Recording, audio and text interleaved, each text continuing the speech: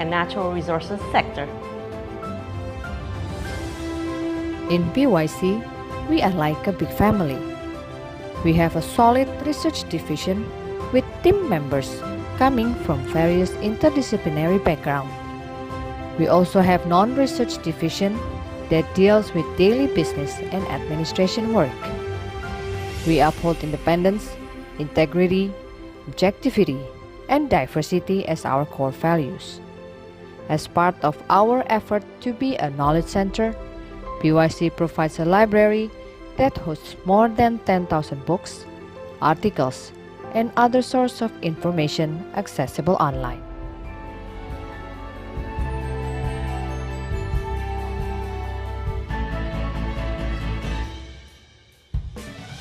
PYC also owns Indonesian Journal of Energy or IJE.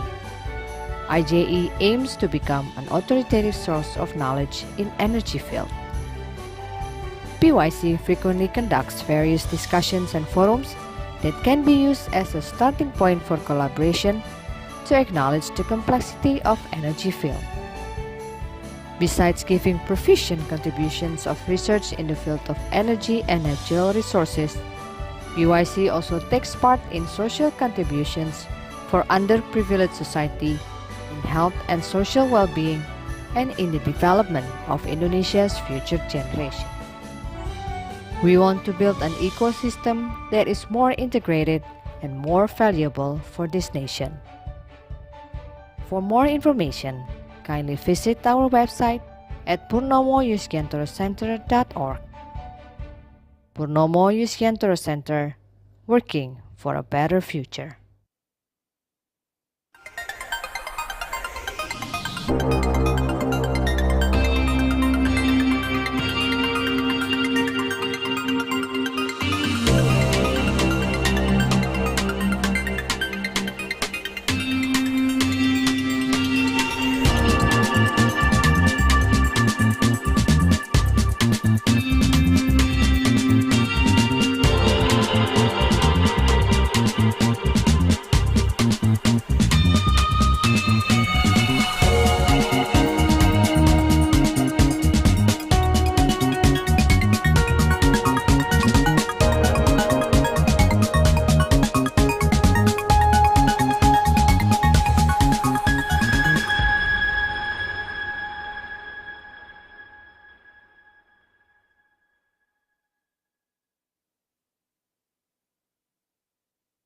Assalamualaikum warahmatullahi wabarakatuh. Salam sejahtera bagi kita semua.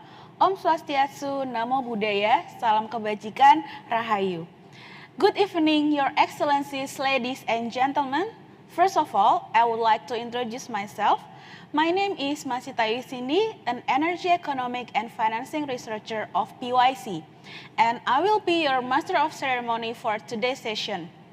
Thank you for attending this PYC International Energy Conference 2021. It is a great pleasure for us to have you in this very exciting event. Please allow me to give you some housekeeping rules for this session. We will conduct this plenary session in bilingual, which are in Bahasa Indonesia and English. We provide you a simultaneous translation service, and to activate this feature, please click the interpretation button that's available on the bottom right of your Zoom application. During the session, participant microphone will be disabled. And if you like to ask questions, please write down your question on the Q&A box, and the organizer will pick some questions to be answered by the speakers. This event will also be streamed on YouTube channel, Purnomo Yusgiantoro Center, so feel free to enjoy this session through YouTube as well. If you encounter any technical problem or have any questions, you can contact our event organizer through chat box in YouTube or Zoom. Okay, now before we start the conference, we would like to play our national anthem, Indonesia Raya. So, ladies and gentlemen, may I request all of you to kindly rise for the national anthem.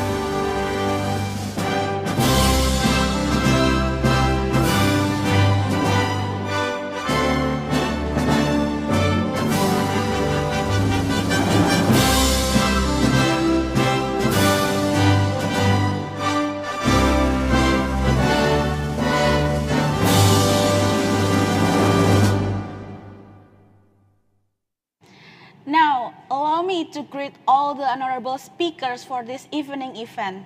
First, we have His Excellency 𝗘𝗲𝗿𝗆𝗿𝗆, the Coordinating Minister for Economic Affairs of Republic of Indonesia. And then we have His Excellency 𝗖𝗲𝘁𝗲𝗿𝗴𝘆, Minister of Energy and Mineral Resources, Republic of Indonesia. His Excellency Bambang Brojonegoro, Minister of National Development Planning of Republic of Indonesia 2016-2019. And then we have Mr. Daniel Jurgen, Vice Chairman of IHS Markit. Sir 𝗘HP𝘁𝗆, Executive Chair, World Energy Trilemma, World Energy Council. His Excellency Ambassador Mr. Suryo Pratomo, the Ambassador Extraordinary and Plenipotentiary of the Republic of Indonesia to Singapore. Her Excellency Ambassador Ms. 𝗓𝗏𝗔 Tobing, the Indonesian representative to the Governing Council of ASEAN in an Institute for Peace and Reconciliation. Mr. Priyanta Wijaya Tungga, Director of South Asia Energy Division, ASEAN Development Bank. Mr. 𝗘𝗲𝗁𝗍𝗔𝗏, Secretary General of Ministry of Energy and Mineral Resources of Republic of Indonesia. Ms. Emma Rahmawati, Director of Climate Change Mitigation, Ministry of Forestry and Environment, Republic of Indonesia. Professor Purnomo Yusgiantoro, founder of Purnomo Yusgiantoro Center. Mrs. 𝗘្ឍ𝘁𝗲𝗿𝗆𝗆, Chairperson of Purnomo Yusgiantoro Center, and all of the distinguished participants from all over the world. A warm welcome to all of you to the PYC International Energy Conference 2021. This conference aims to bring a local and global stakeholders, including but not limited to students, researchers, experts, governments, private sectors, to discuss energy security in the world and Indonesia in particular. The conference also invites experts from around the globe to enhance knowledge exchange and learning from diverse backgrounds. Although we have a COVID-19 pandemic that prevented us from holding a physical conference, I believe this all-virtual conference still provides an excellent opportunity to meet energy experts and get valuable insight on how to strengthen Indonesia energy security. For this year, PYC chose the theme of the enhancements of energy security for a sustainable future.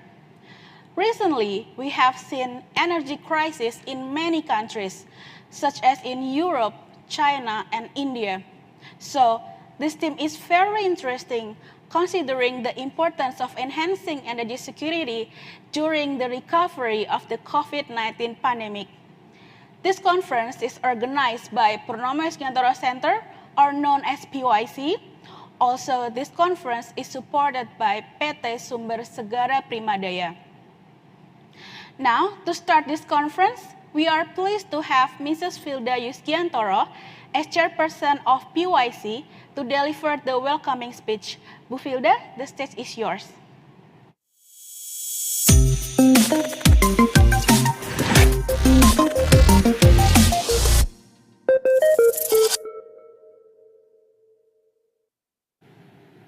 Assalamualaikum warahmatullahi wabarakatuh.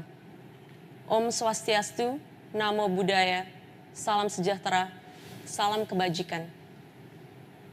Excellencies, distinguished ladies and gentlemen, we would like to welcome all of you to Purnomo Yusgiantoro Center International Energy Conference 2021 with this year's conference theme of the enhancement of energy security for a sustainable future.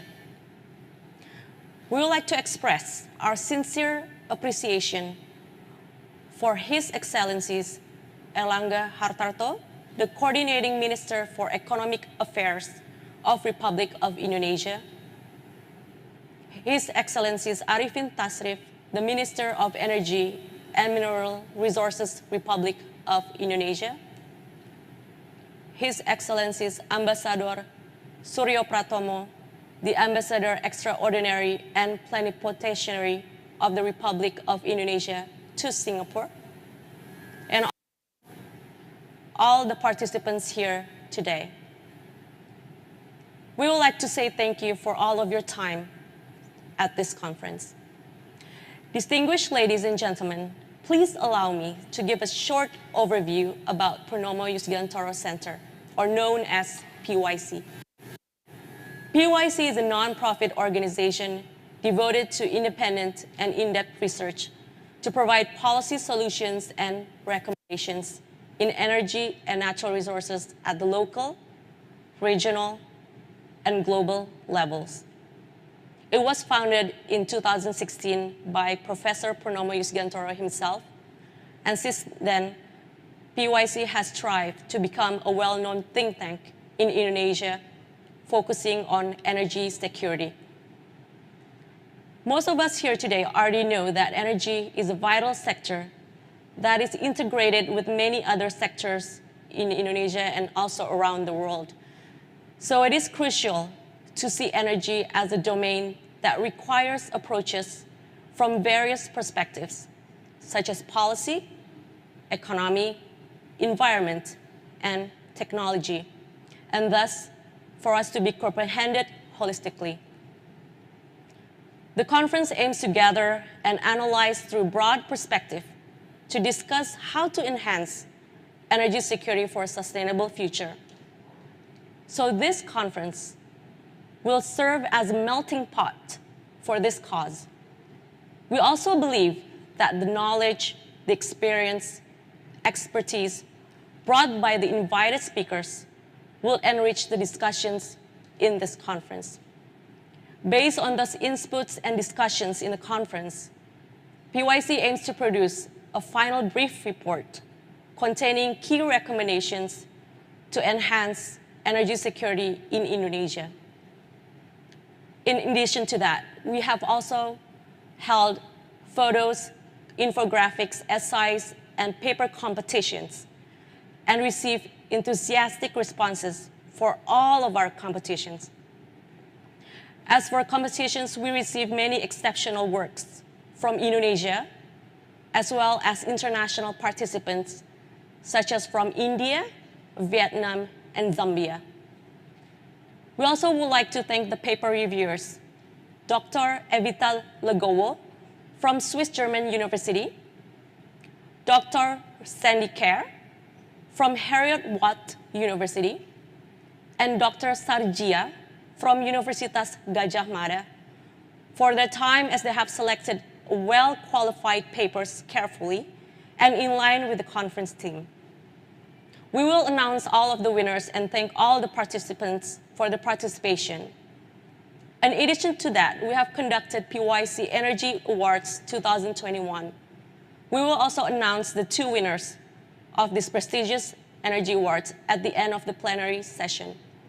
We received exceptional nominees for this award, and we also thank the time and efforts of the awards juries as well, namely Mr. Krisnawan Anditya from the Ministry of Energy and Mineral Resources of Republic of Indonesia, Mr. Rahmawan Budiarto from Universitas Gadjah Mada, Ms. Andit Yani Putri from Yayasan Indonesia Cerah, and also Mr. Aditya Mulya Pratama from New Energy Nexus Indonesia. Through this international conference, we have also gathered ministers, high-level experts in energy and economics, industry representatives, researchers, and students from universities worldwide. We hope that countless professional networks and collaborations will be built through this opportunity, generating ideas and innovations in finding out the answers to our future sustainable energy. Lastly, we wish all the distinguished speakers and participants to have a pleasant and rewarding time during this conference. Again, a very warm welcome to PYC International Energy Conference 2021. Wassalamualaikum warahmatullahi wabarakatuh. Om Santi Santi Santi Om. Namo Buddhaya.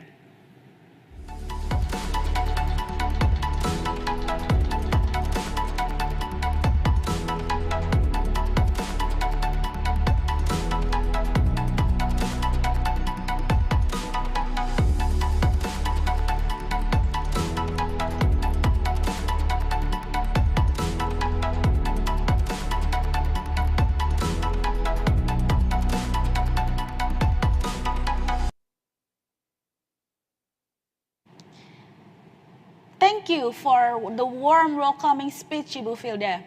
Next, we are pleased to welcome His Excellency Bapak 𝗘𝗲𝗿𝗆 as the Coordinating Minister for Economic Affairs to deliver opening remark and also to officially open this International Energy Conference. Bapak 𝗘𝗲𝗿𝗆, the floor is yours.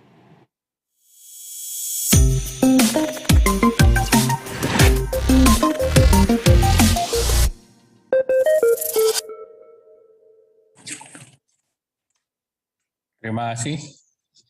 Assalamualaikum warahmatullahi wabarakatuh. Selamat sore dan salam sejahtera untuk kita semua. Om Swastiastu, Namo Buddhaya, salam kebajikan. Please allow me to speak in Bahasa, since I check the participants, more than 90% can understand Indonesia. So in the democratic process, allow me to speak in Bahasa. Yang kami hormati Bapak Purnomo Yusgiantoro, Ibu 𝗘𝗲𝗿𝗆 Yusgiantoro selaku Ketua PYC, serta hadirin peserta conference yang saya banggakan. Di sini ada Prof. Bambang Brojonegoro, Pak Ridwan Jamaluddin, Pak Ferry Mr. Kyoichi Suzuki, Mr. Hiroshi Marotemi, dan Bapak Ibu yang tidak dapat saya sebut satu persatu. Dalam situasi seperti sekarang, kita melihat bahwa situasi pandemi COVID Indonesia sudah mulai terkendali secara baik, di mana kasus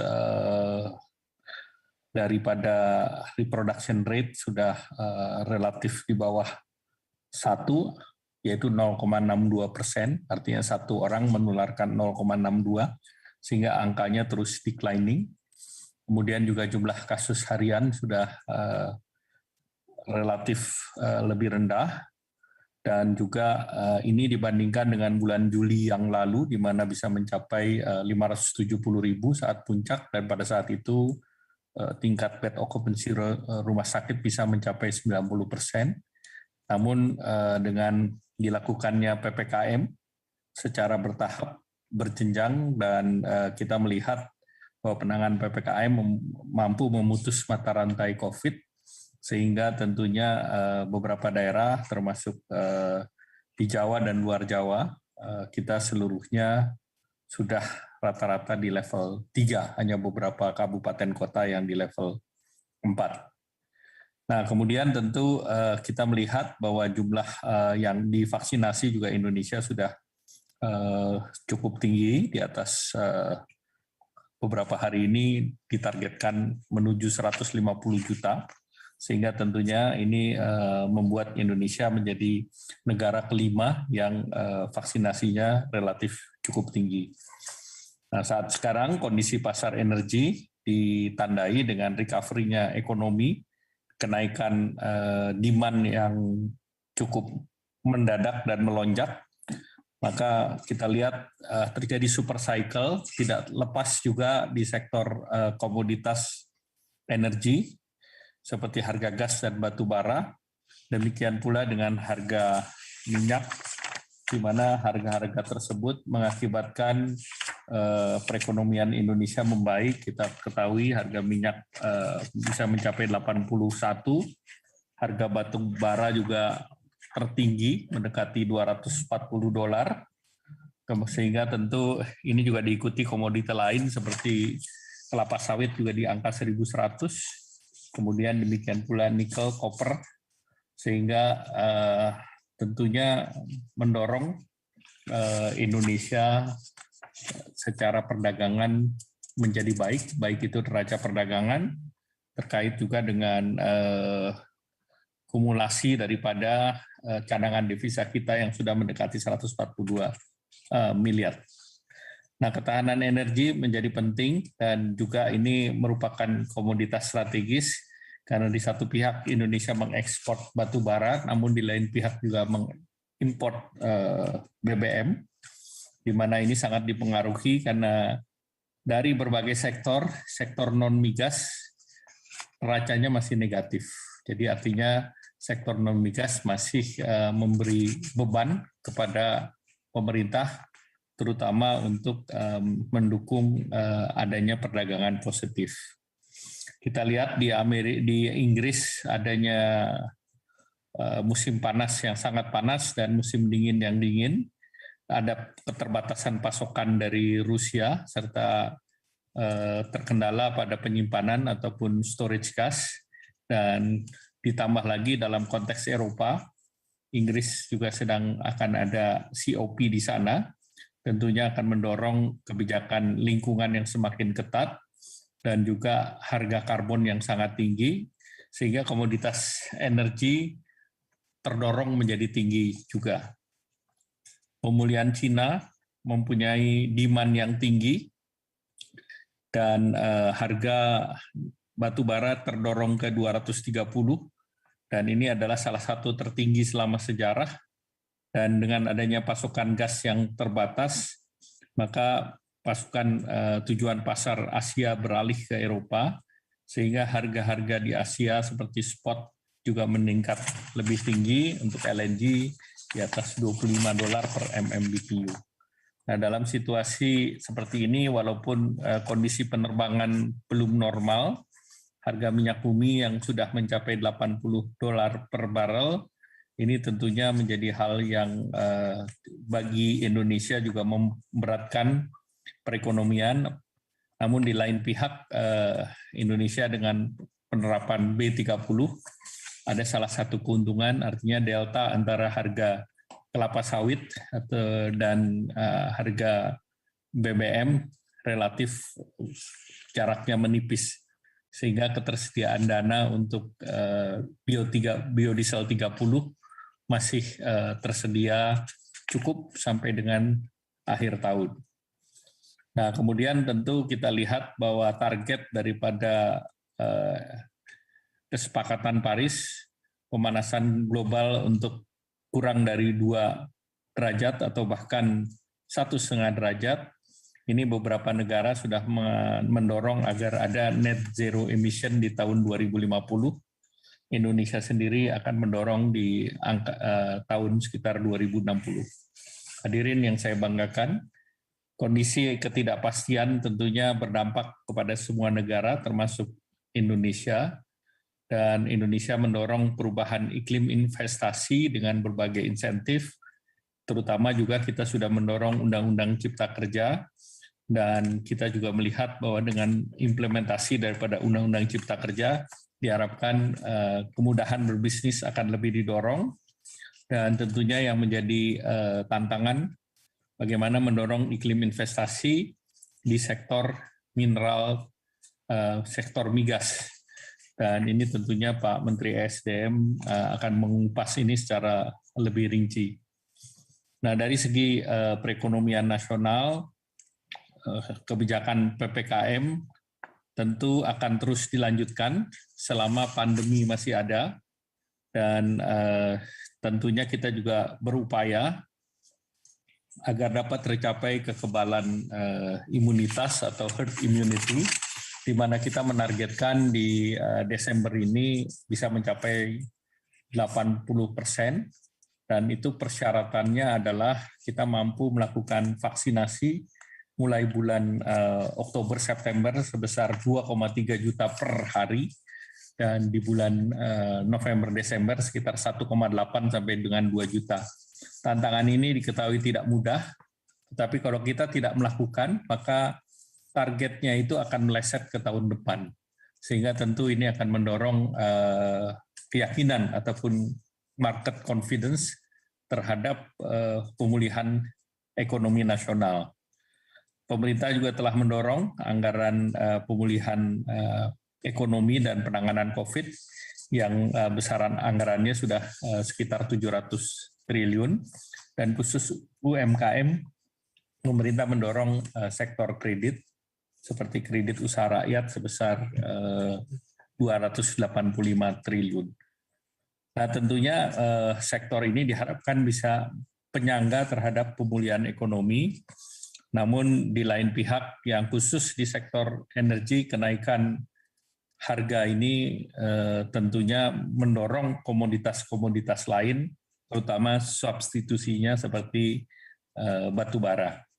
Batu bara tentunya akan menjadi komoditas energi yang akan terus didorong, apalagi dengan isu daripada climate change, maka Indonesia harus betul-betul memperhatikan dan memanfaatkan situasi yang ada. Hadirin yang saya hormati, tantangan COVID terus ada, dan kita sadari bahwa varian virus itu terus bertambah dan berubah. Kita lihat ada varian Mu dan Lambda, namun dari data dari berbagai negara, varian Mu maupun Delta ini ataupun Lambda ini tidak segalak varian Delta. Nah, tentunya dengan pengalaman-pengalaman yang ada, pemerintah sedang mempersiapkan bagaimana kita mempersiapkan dari pandemi menjadi endemi.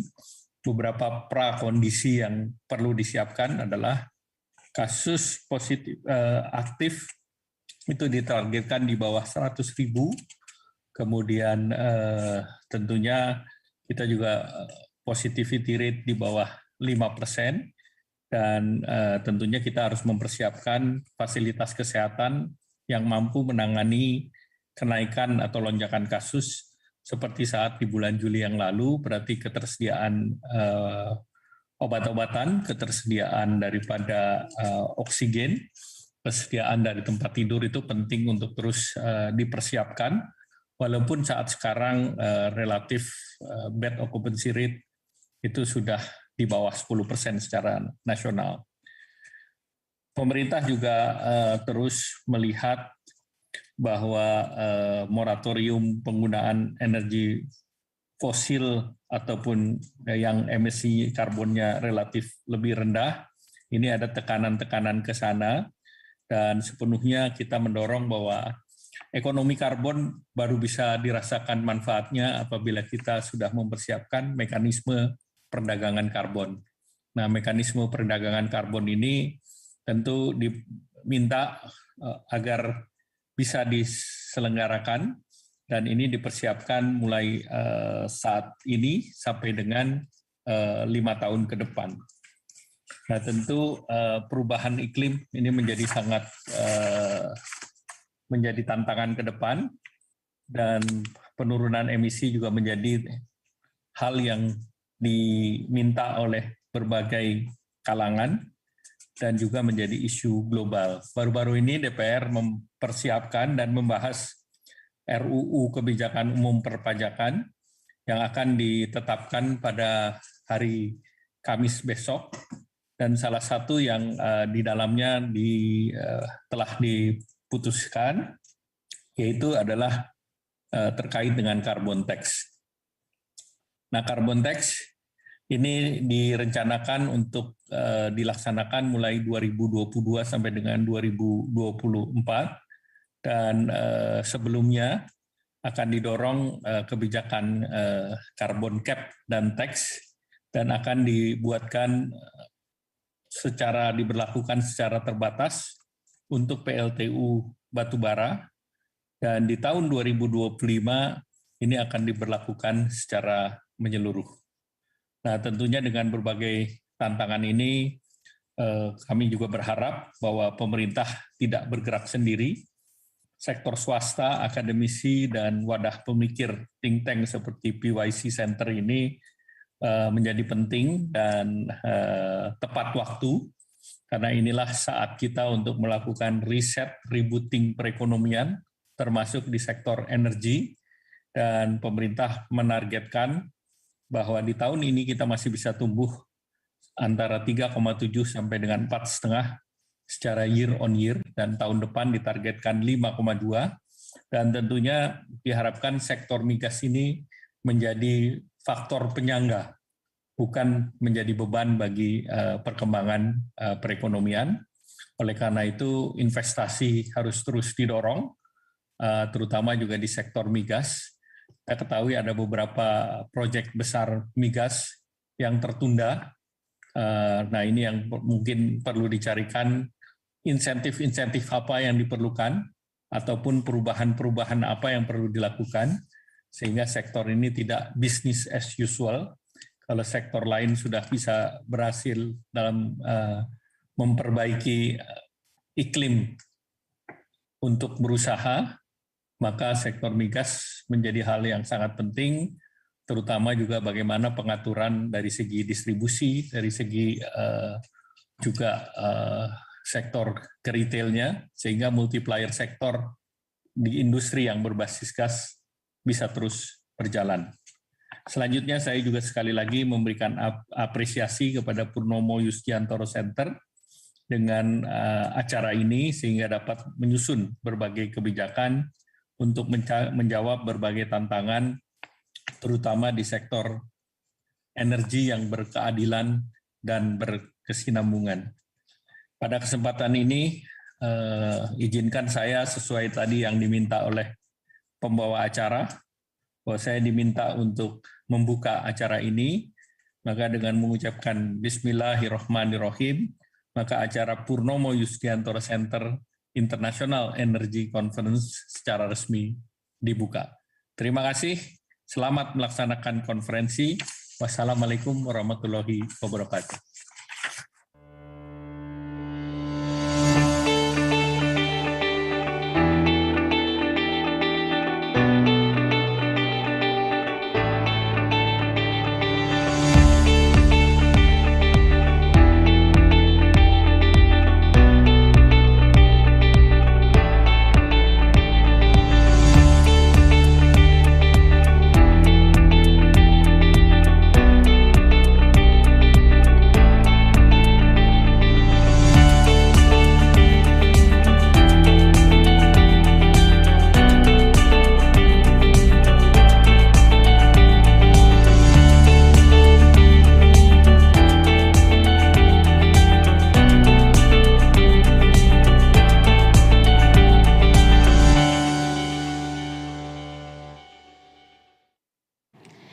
Thank you, Pak, for that wonderful remarks and also to officially open this conference.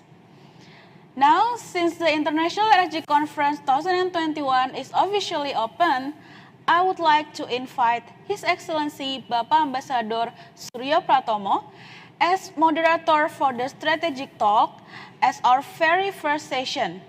Good evening, Bapak Ambassador Suryo Pratomo. It is a great to see you, Pak.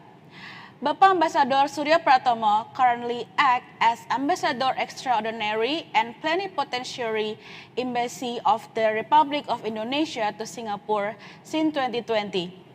He began his professional career as journalist for Indonesian newspaper Kompas, which led him to be the Deputy Chief Executive Officer of Kompas Gramedia Group. He also served as Metro TV President Director, Board of Executive of Media Group, and member of Honorary Council of the Central Indonesia Journalists. In November 2020, he was awarded as the Most Outstanding People 2020 by the Infobank magazine and the ASEAN Post. He finished his bachelor and master degree from Bogor Institute of Agriculture. Please welcome Bapak Ambassador Suryo Pratomo. Bapak Ambassador, the session is yours, Pak.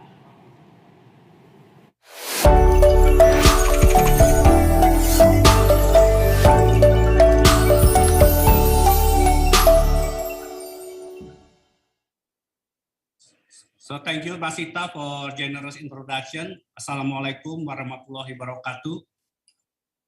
Salam sejahtera bagi kita semua. Salam, Om Swastiastu, Namo Buddhaya, Salam Kebajikan. Good afternoon, distinguished ladies and gentlemen, Excellency Coordinating Minister Erlangga Hartarto. Welcome to you all to the International Energy Conference 2021 organized by Purnomo Yusgiantoro Center. First of all, please allow me to introduce myself. I am Suryo Pratomo, Ambassador of the Republic Indonesia to Singapore. Actually, I have retired as television host program since 2 years ago. But I cannot refuse when Minister Purnomo Yusgiantoro called me privately and asked me to moderating this afternoon discussion. I am highly appreciative to Purnomo Yusgiantoro Center who have taken initiative to organize this conference. This is the third International Energy Conference, with the first one organized in 2017. Unlike the previous two, PYC will produce a policy brief as the end product of this conference. Therefore, your assertive attention and recommendation will be crucial for this matter. As we know, we have a big challenges regarding climate change.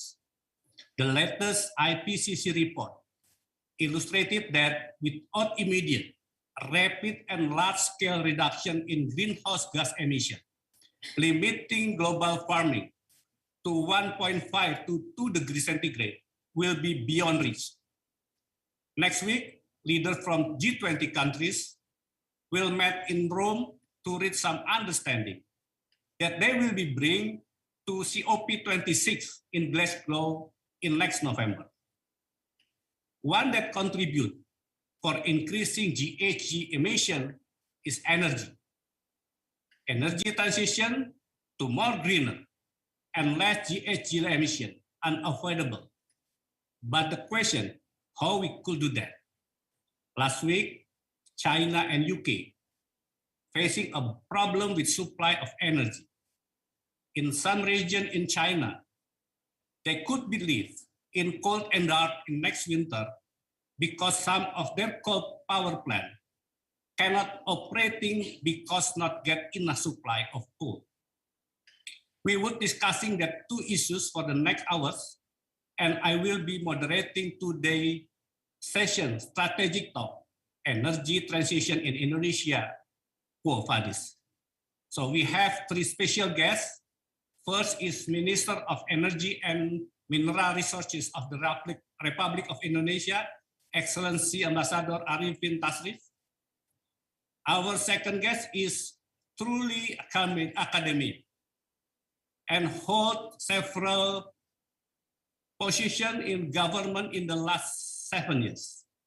Professor Bambang Permadi Sumantri Brojonegoro, and last but not least, Mr. 𝗘្ឍ𝗲𝗿𝗆𝗆, Vice Chairman of International Handling Services Market. So gentlemen, we are very pleased and honored to have you at our conference. Ladies and gentlemen, allow me now to introduce our three distinguished speakers. His Excellency 𝗖𝗓𝗏𝗏 is the current Minister of Energy and Mineral Resources of the Republic of Indonesia. Previously, he held the position as Indonesian Ambassador to Japan from 2017 to 2019.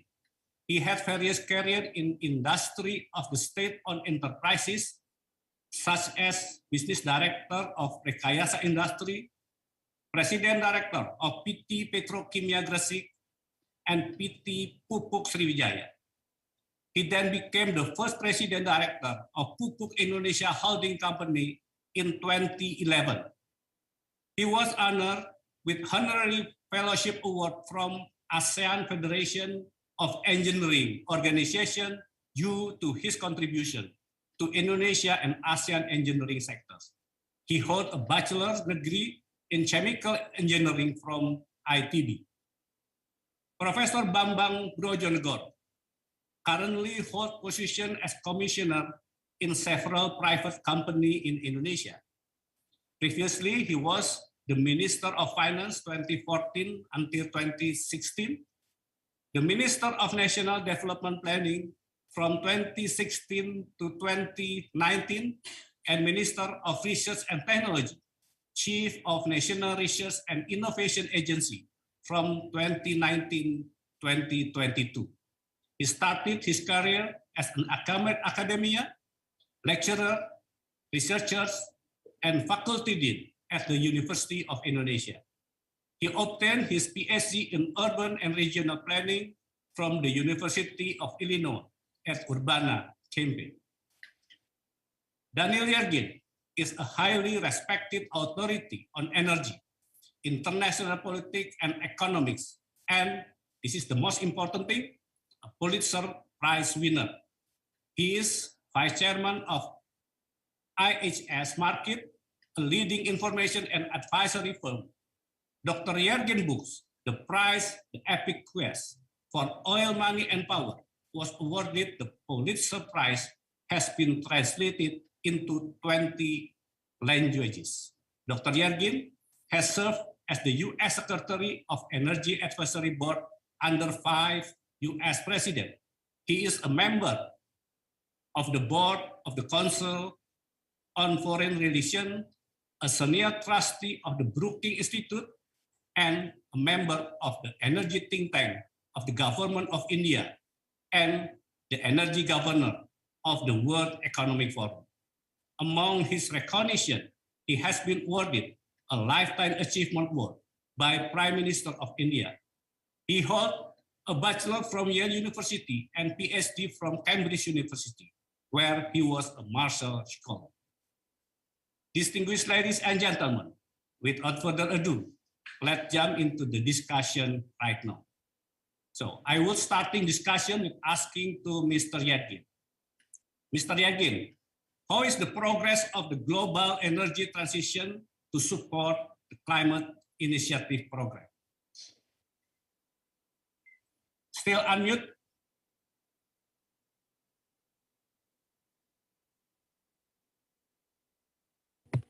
Yes. Thank you. Okay. Well, first, thank you for the introduction. I'm very glad and honored to be on the panel with this distinguished colleagues for today, and certainly to be part of the PYC conference, which is such an important contribution to policy questions and to addressing the future needs of Indonesia. I think, there are different perspectives on that question. There are some who put it in very urgent terms, some who see an energy transition that's really energy transitions, plural, and that the needs in terms of development and progress are different for countries in Western Europe and North America that are very wealthy and developing countries who have different agendas. And I think that sometimes gets lost in the discussion. I think there's no question the direction the world is moving in towards lower carbon. 28 years to get there. And whether it's 2049 or 2051, it will move in that general direction. But I think you have to be careful not to impose shocks on economies as they move in that direction. And by the way, that's exactly, I think, what we're seeing now in China and in Western Europe in terms of the energy crises they're facing. So it's not a simple question in how to move, and it has to take into the realities of the different situations of different countries. Dr. Jürgen, are there any significant effect of this progress on developing countries such as Indonesia? The question was, what effect on developing countries? Is there any significant effect of the progress on energy transition on developing countries such as in Indonesia? Well, I think that, as India has said, the Indian government, it's not a single energy transition, it's energy transitions, because you also have to deal with poverty and growth and so forth. And I think there's a big coming question about the availability of finance for developing countries to meet their energy needs and their imperatives of economic growth and reducing poverty.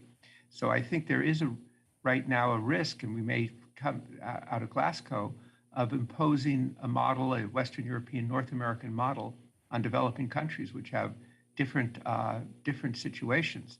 Obviously, Indonesia is a country with many different options. Capital is very important, but I think when we look at 2050, oil and gas will still be a significant part of the energy mix, but we will have carbon capture, we'll have other technologies, we'll have the rise of hydrogen and so forth. So I think there's, that emerging markets, developing countries have different needs, and that needs to be recognized at Glasgow and in the general climate discussion. Thank you, Dr. Jürgen. So, Pak Arifin, how Indonesia respond the challenge? Could you explain how Indonesia energy sector adapt to the global energy transition? Thank you, Ambassador Tommy. Well, we signed already the Paris Agreement in 2016. So we have to be consistent to do that. Yeah, we know what is the big factor which can influence the acceleration of the transition. As already mentioned by Dr. Jurgen, that financial is very crucial. Recently, Indonesia, we have 90% of our energy mix in industry coming from fossil fuel energy. And then we still have a lot of fossil resources in our countries. So it's quite a big challenge, but we have to do it properly. We have to set up such kind of a plan, short-term, mid-term, and long-term. We have to prepare such kind of regulation in order to support this transition can be happen. For the short term, we've already done such kind of conversion of diesel to gas. We already use our biofuel resources since we apply already the B30 to replace part of the solar. And then in the midterm, we are thinking, we don't have the intention to put more coal power plant in our system. But at the other side, we have studied the retirement of coal power plant and then substituting it with renewable. You know that we have the resource, we have to use also resources of renewable. We have also such kind of good infrastructure. Even we have to build more, in order to accommodate people to enjoy the energy, especially the electricity all over the countries. And then the demand. Our demand is growing quite promising. So in the next 10 years, previously we planned the growth should be more than 6%, but right now we adjust it to be more conservative. But even though we still have room to put more our renewable in our system. In our planning of electricity procurement for the next 10 years, we almost 52% coming from the renewable. But again, we have to do it carefully, good planning, in order to avoid such kind of distortion. Excellency Arifin, do you think the existing Indonesian climate policy are sufficient to support sustainable development goal? And is there any bottleneck on the climate? Well, I think government policy is clear. To support the target of reducing the emission.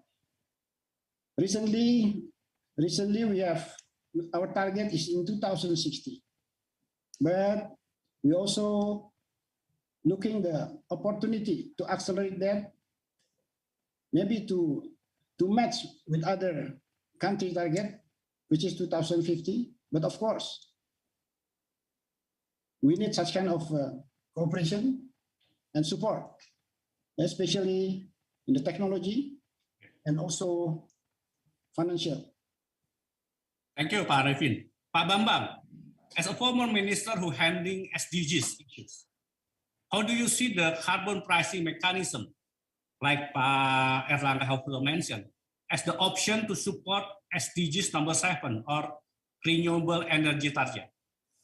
Yeah, let me quote the result from the Sustainable Development Report 2021, in which the report trying to assess the country's achievement in every goal of SDG, 17 goals of them. And in Indonesia, I mean, they are trying to categorize the goals into 3 big categories of achievement. One is on track, the first one. The second one would be moderately improving. And third is stagnant. Unfortunately, if we look at the latest report in 2021, only 3 out of 17 goals on the right track.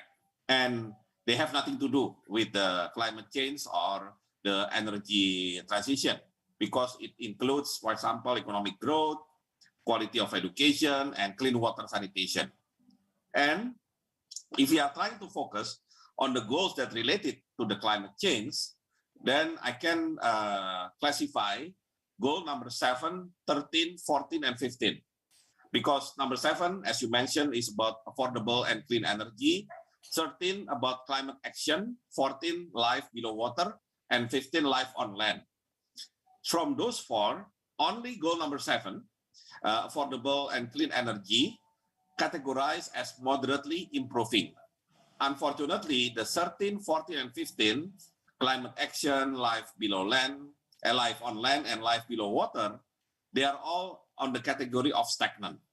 So of course, if we look at Pak Arifin mentioned, our ambition or our target in Paris Agreement, we understand that more than 50% of our greenhouse gas emission coming from food and land use related activities. Of course, we are talking about deforestation.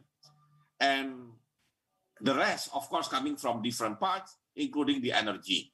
And energy itself, I think, dominated by the power plant, which is still dominated by coal-fired power plant, and around 20% of the energy emission coming from land transportation.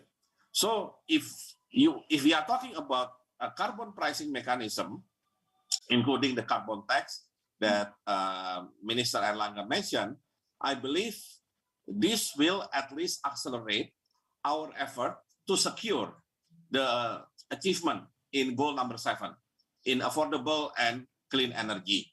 Because if we look at the goal number 13, 14, and 15, then we are a bit worried that we might be behind for goals related to the life on land and life below water plus climate action. So our target will rely more on Pak Arifin's territory, which is the energy. And this will need some kind of stronger action on not only accelerating the transition to new and renewable energy with net zero emission, but more importantly, the transition itself needs to be smooth. And this is the reason why carbon pricing mechanism as well as carbon trading, I think, will take an important part. So I would say that Indonesia needs to accelerate the implementation of the carbon pricing and carbon trading mechanism. Thank you, Pak Bambang. So back to Pak Arifin. Pak Arifin, after we heard what the explanation from Pak Bambang, so how significantly does the mentioned climate policy affect the fossil energy business in Indonesia? Okay, Pak Tommy. Well, we still have time. Yeah, if our target 2060, we still have 40 years, so we have to utilize it. Yeah, and then do it, use it as a bridge for the entrance of the renewable. But as what Mr. Yergin mentioned before, there will be a potential of technology. Yeah, for instance, like carbon capture, utilization, and storage. If it is becoming proof and competitive, we still have the opportunity, yes, to utilize our fossil fuels, such as coal, because Indonesia we are having a very big source of reservoir in our earth. Yeah, we have big reservoir because we pump oil, we pump gas, yeah, outside of the reservoir, and then we can fill it again with the CO2. Yeah, so the technology is very important. Yeah, in order to ensure that the utilization of the fossil still have an opportunity. Yeah, because energy cost coming from the coal recently is the most competitive one. But considering the recent price of coal internationally, yeah, it is competing again with the gas. Coal price right now more than $200 per ton, and then the natural gas as LNG in the level of $25 per MMBTU. But I believe it cannot last long. So we have to prepare such kind of program, yeah, to make the transition can be executed safely. Yeah, as mentioned, that there is no distortion, there is no cost impact, minimize cost impact whenever possible, and then we have also to build our infrastructure. Thank you, Pak Arifin. Dr. Yusgiantoro, do you think the policy making on energy transition and climate program rely heavily on regional politics? Rely on what kind of politics?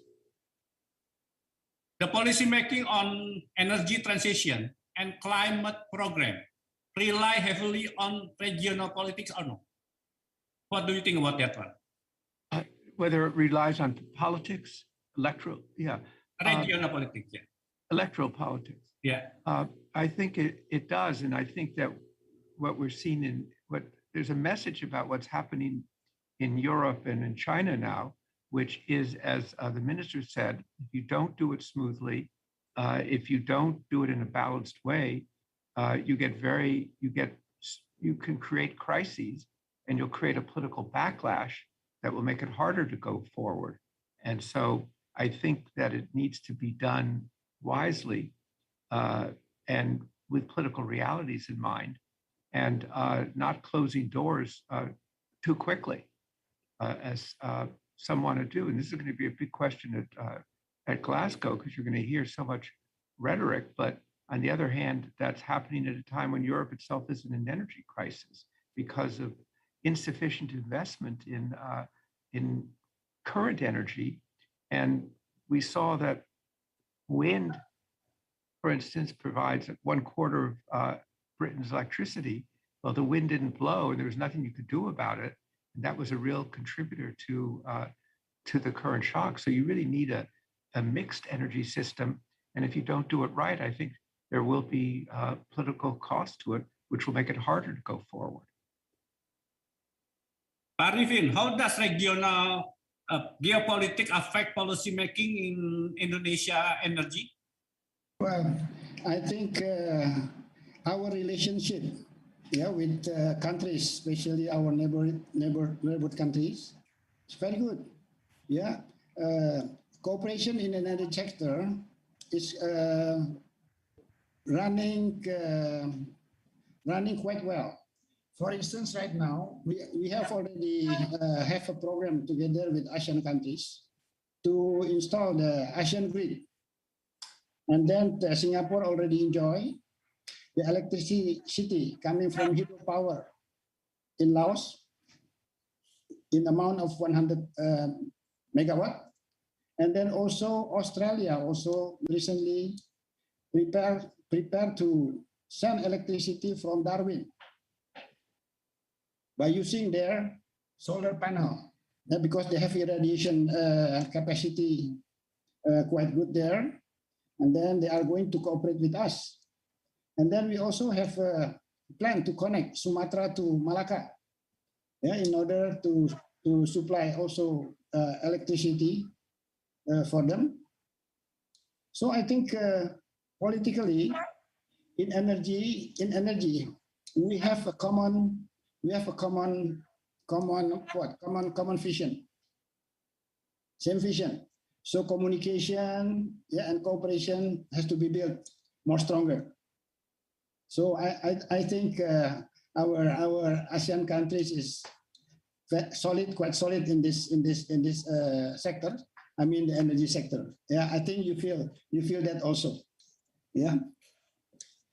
Okay, Pak Bambang, from your previous experience as the Minister of National Development Planning, how we can put the challenges of energy transition in our long-term planning? Yeah, certainly. I think it's quite clear in our next long-term planning, which is now 20 years planning, 2025, 2045. The plan will focus on the transition from fossil-based into renewable and new energy. And if I understand what Minister 𝗜ራሕ𝗿𝗆𝗆 and his staff are doing at Ministry of Energy, it's quite clear that the phase out of the coal power plant would be around 2060. So it means during the period of 2025 to 2045, our goal is to make sure that, first of all, the owner of the asset means here the power plant, should also be supported during this transition. Meaning that if you have, let's say, a coal-fired power plant and your contract already expired sometimes in that period, then the government needs to have some kind of policy or kind of action to help the investor in coal-fired power plant to continue the operation, not with the coal, but instead with the either new or renewable energy. Technologically wise, there could be, for example, conversion from the boiler in coal-fired power plant into nuclear reactor if Indonesia decides to go nuclear. Or instead of burning coal, the coal can be substituted, for example, by the biomass, certain aspect of biomass. Of course, in the case of Denmark, for example, they replace the coal with the wood pellet, but of course it will be very expensive. But in Indonesia, I think we have a lot of variety in biomass that can be replacing the coal itself. Secondly, for the potential investor in the renewable energy, I think they need to be encouraged not only by commitment of PLN to buy their electricity, but also for the investors to focus on certain parts of renewable energies. I think in Indonesia, the most important thing, renewable energy that can provide the base load, aside from the peak. Unfortunately, for the solar cell, for example, that will be categorized more as a peak. But we can change this idea by using electricity storage. So it means during the 20 years period ahead, Indonesia needs to really prepare the electricity storage to ensure any type of renewable energy that used to be variable renewable energy into the base load. So I think those two areas, I think will be critical during the transition period. Of course, when it's closer to 2060, I believe we will have already a better business model to run renewable energy using the feasible business model, as well as, of course, affordability. Thank you, Pak Bambang. So now I would move to another issue, how energy transition support the SDGs program. So Mr. Yegin, how robust does the COVID-19 pandemic affect the global energy transition? Does it slow down or speed up the transition energy? Still mute?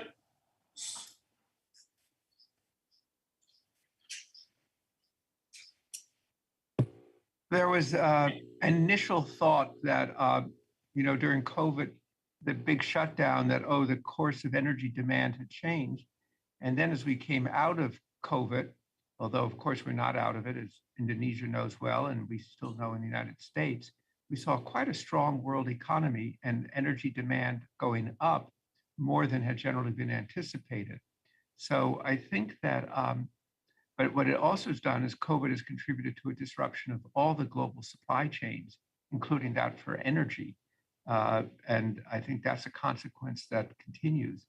I think the big question, as the two distinguished other members of the panel have been saying, are the technologies that you need for the future. Now, what did happen during COVID was a lot of countries continued to make net zero carbon targets.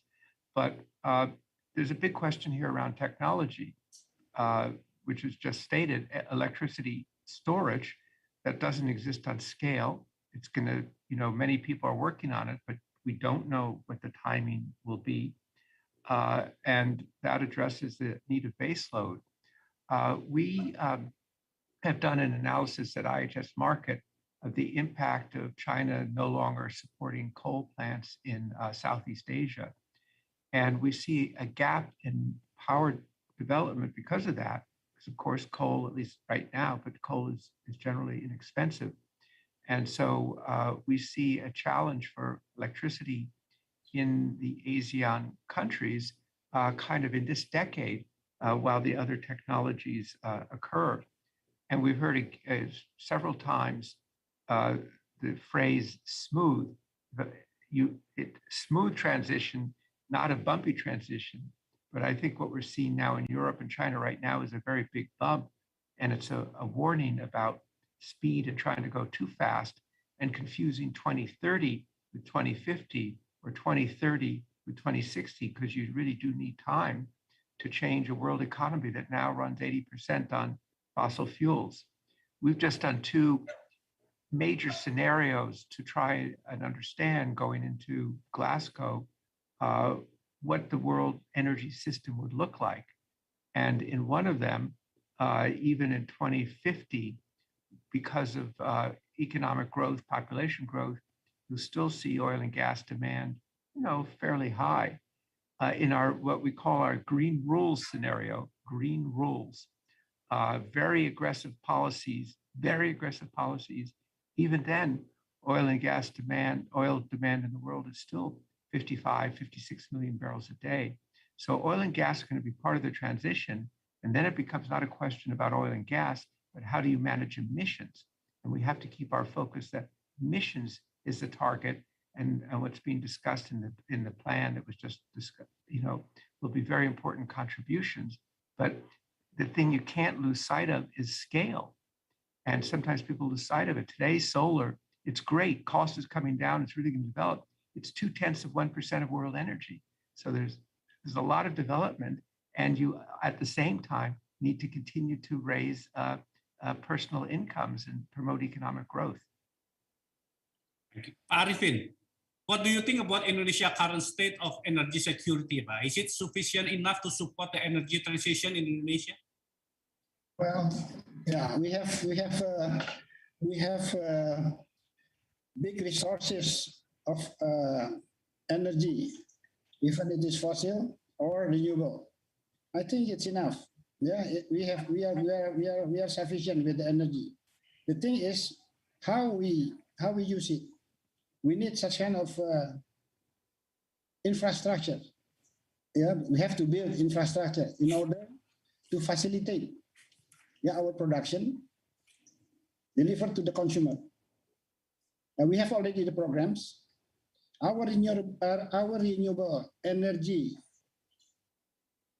capacity, our potential is more than 600 gigawatt, which is consists of solar, hydro, geothermal, wind, and also possibility of undercurrent. Considering the cost of energy right now, due to the development of the technology itself, the cost of the renewable is become more competitive. Yeah, for instance that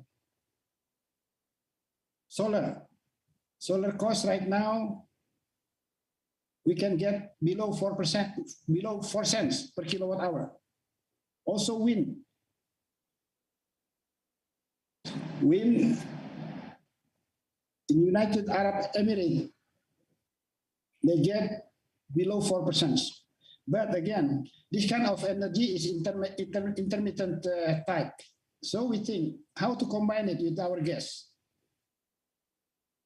We use So the combination between solar or wind with the gas will give us quite competitive cost comparing if we use gas alone. The thing is how we catch the carbon. So it is another thing that we are facing. So we hope that carbon capture technology become more competitive, and also the development of battery storage. As you know, Pak Ambassador, that recently we are pushing the downstream of our mineral resources, to produce battery in the future. So this kind of thing we expect we can fulfill the needs in order to make the transition more smoothly, and then we can utilize our own resource of energy as much as possible. What challenges does your ministry face in building synergy among the other ministry in supporting Indonesia energy transition and SDGs, Pak Arifin? Yeah, I think government already what, as I mentioned to you, that we already signed Paris Agreement. We already issued the law, regarding this.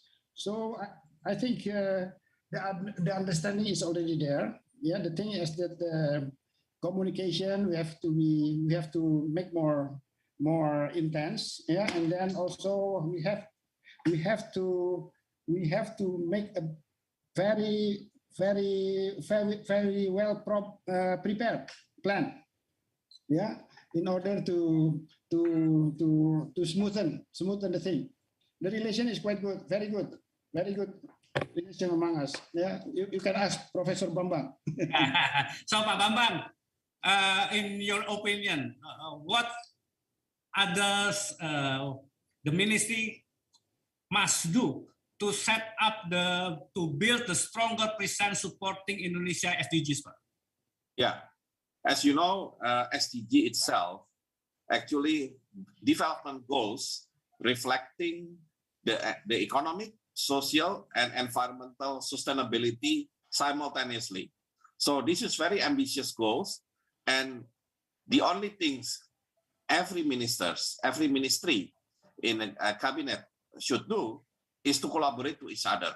Because if you watch every goals, there will be no single goals only taken care by only a single ministry. One single goal, one individual goal will require collaboration of few or even in some cases, some ministers. It means that we should focus on the collaboration.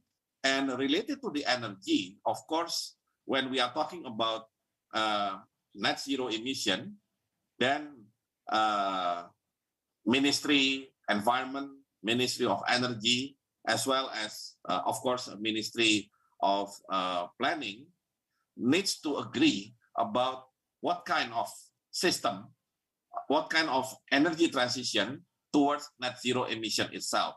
For example, the use of technology, I think, will be more critical. And don't forget, our life in the future will be using much higher electricity consumption. Our car could be electric cars, and also the so-called digital transformation will require even higher demand for the electricity. It means at one side, we have higher demand for electricity. On the other side, we are in the transition from fossil fuel to renewable. And I think the solution, several ministers need to work together, inserting the latest technology, so we have the energy storage system. I think I agree with Pak Arifin that on one side, carbon capture technology will be very much critical, especially for us during the transition. But on the other side, the energy storage system needs really to be built from now. I don't think Indonesia already has a solid energy storage system, because we depend a lot on the fossil fuel. But with the variable renewable energy, there's no other way than strengthening the energy storage system in Indonesia. And that will, of course, help our achievement in the SDGs. Because don't forget, when Indonesia would like to become part of developed economy in 2045, one of the requirements is high electricity consumption per capita. Currently, our electricity consumption per capita still much below Malaysia and at par with Vietnam. So it means we still have a long way to go in order to fulfill electricity demand for our citizens. I mean, 270 million population. Thank you, Pak Bambang. May I add something to that? Yes, Dr. Jardin, please. Yes, I think that point is central point that the world is going to become much more electrified, and Indonesia, as it develops, its electricity per capita electricity use will go up. That means the reliability and the resilience of the electric power system becomes even more important as you become more dependent. And I was thinking, as he was just speaking, that in a sense, the energy storage that now exists is the energy that's stored in fossil fuels. And we don't, it's early days for being able to store electricity, not for 2 hours, but for 2 days or 5 days. And that's what you really need. And obviously an enormous amount of work is going into that. Indonesia does have tremendous resources of all kinds that it can contribute to that. But if you're moving to electrify at the same time, then reliability becomes very important, and your society can't function if you don't have the electricity. Becomes more serious. So that's why that timing question is so important as Indonesia moves down this path for the next 25 years.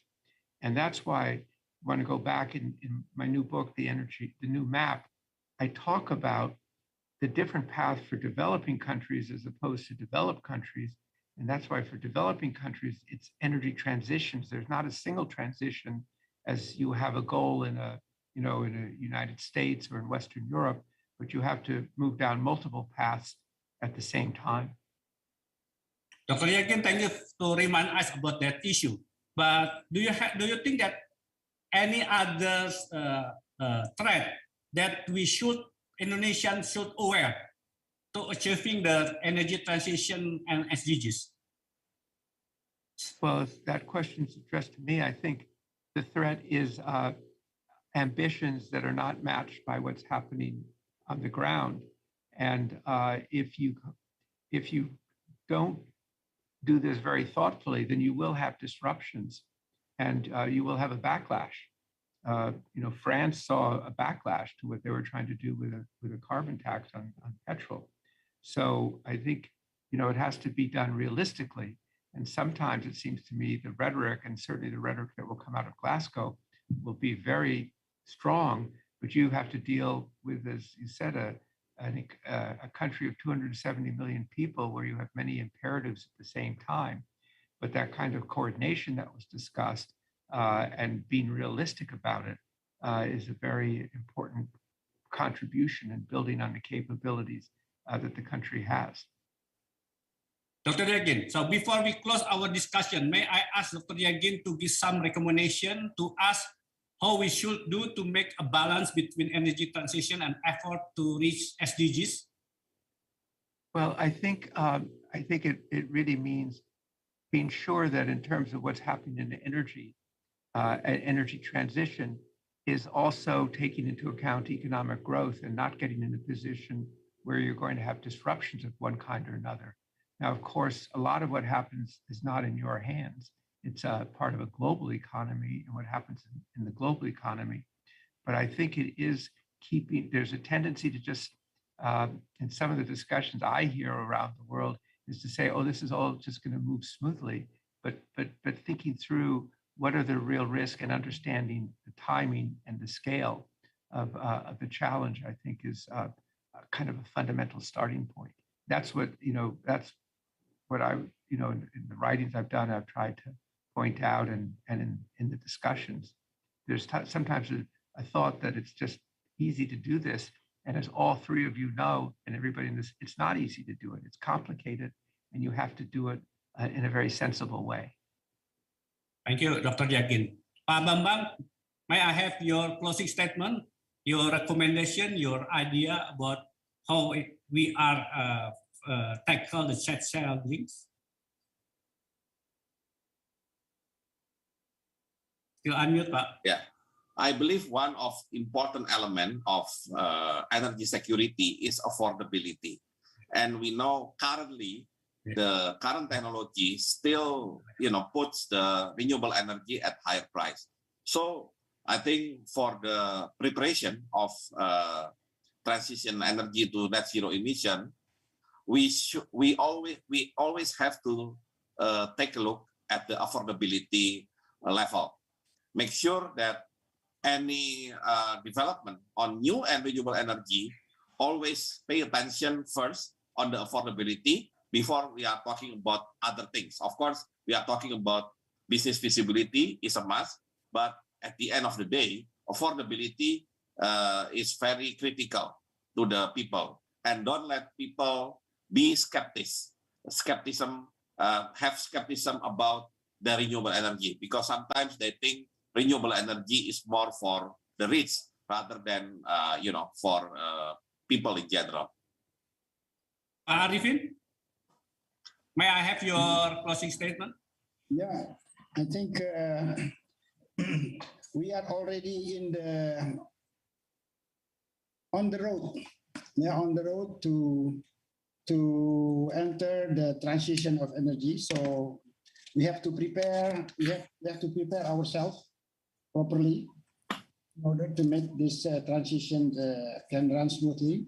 And then government is we prepare several regulation, which is we believe it can be the interest of the investor to come. Yeah, and then also we improve.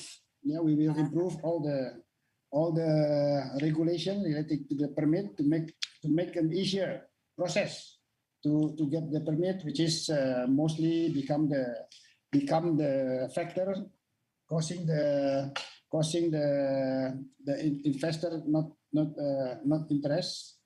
And then also, yeah, we will open more access. For instance, we prepare regulation regarding the power wheeling, yeah, in order also to open more space for the investor to do the business to business to their potential client. So I think we have to also to educate our people how important the clean energy, how important the climate, how important is the climate is, and then also yeah, as Professor Bambang mentioned, affordability is very important. Yeah, we should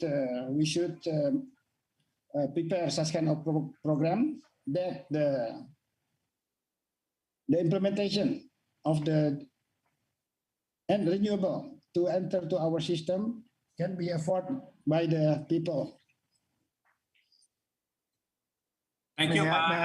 May I add one last thing? Yes, I think please. the 2 points that just made really deserve emphasis. The importance of keeping in mind energy affordability, but also that other thing that is when you talk about energy transition, we also have to keep energy security in mind and the reliability of the system. So I think these are all three elements together that go together, and they should not be separated. And so I think the points that have just been made by my two colleagues really deserve emphasis. Thank you, Dr. Yakin. So thank you for the insightful and interesting talk.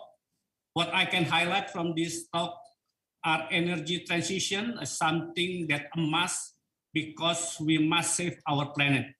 But our challenging has still different perspective about global energy transition. So we must waiting what will be decided and in Glasgow for the COP26.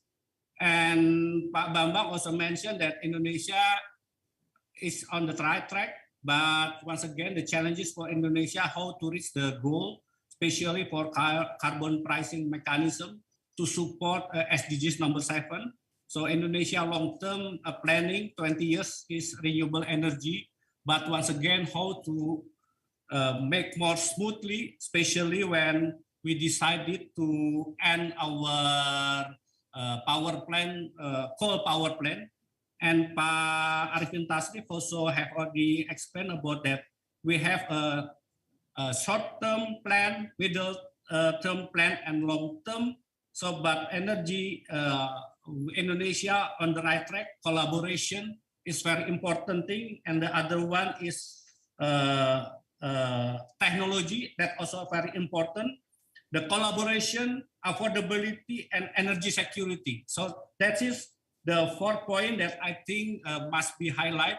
So once again, hopefully with our effort to control our environment to reduce the impact of climate change must be parallel with our effort to reach our sustainable development goals. So I like to thank to all distinguished speakers and for the informative and wonderful insight. To all distinguished participants, in order to receive e-certificate, kindly complete the evaluation feedback form by clicking the link shared at tomorrow's session chat box. So thank you for your participation and kindness attention, and we hope to see you tomorrow on the second day of the conference. Goodbye. Thank you, Ambassador Tommy.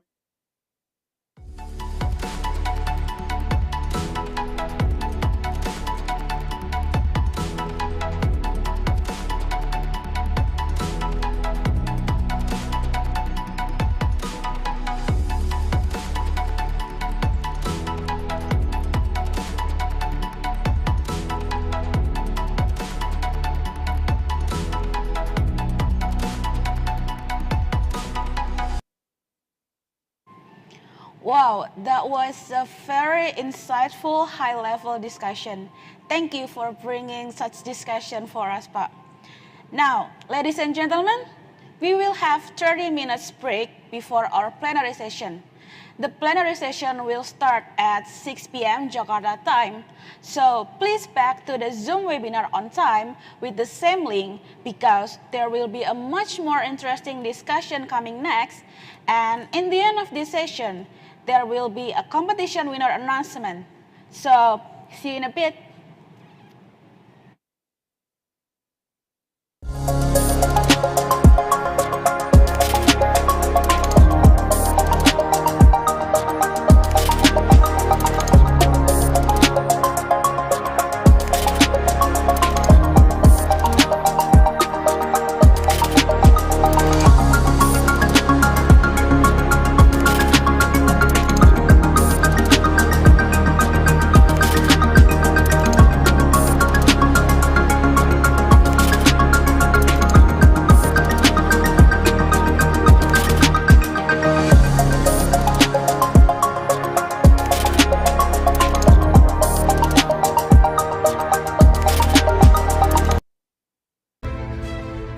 Sejalan dengan kebutuhan akan listrik yang semakin tinggi, PLN terus berupaya mengejar target rasio elektrifikasi 99,9%. PLN melalui anak perusahaan pembangkit Jawa Bali, PJB, dan juga dikembangkan oleh S2P, telah berhasil menyelesaikan PLTU Cilacap Ekspansi 1. Selain itu dilakukan juga percepatan pada pembangunan PLTU Cilacap Ekspansi tahap 2 kapasitas 1 kali 1000 MW. Pembangkit ini dikembangkan oleh PLN dan PT Sumber Segara Primadaya S2P sebagai upaya nyata PLN dalam meningkatkan rasio elektrifikasi nasional sehingga akses listrik kepada masyarakat semakin luas jangkauannya. I do hope that the PYC will contribute to the society, to the nation, to the state, for the good of the national development. Not only in the area of mining and energy and the defense, but also in the social and culture. And that's what we are developing now.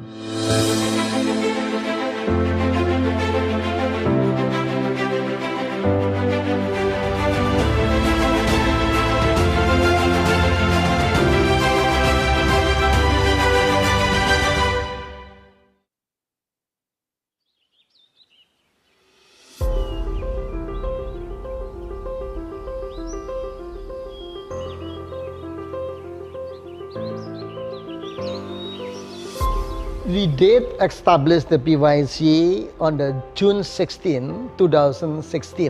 Now it has been 5 years since we established the PYC, and it seems to be good, running well, as today.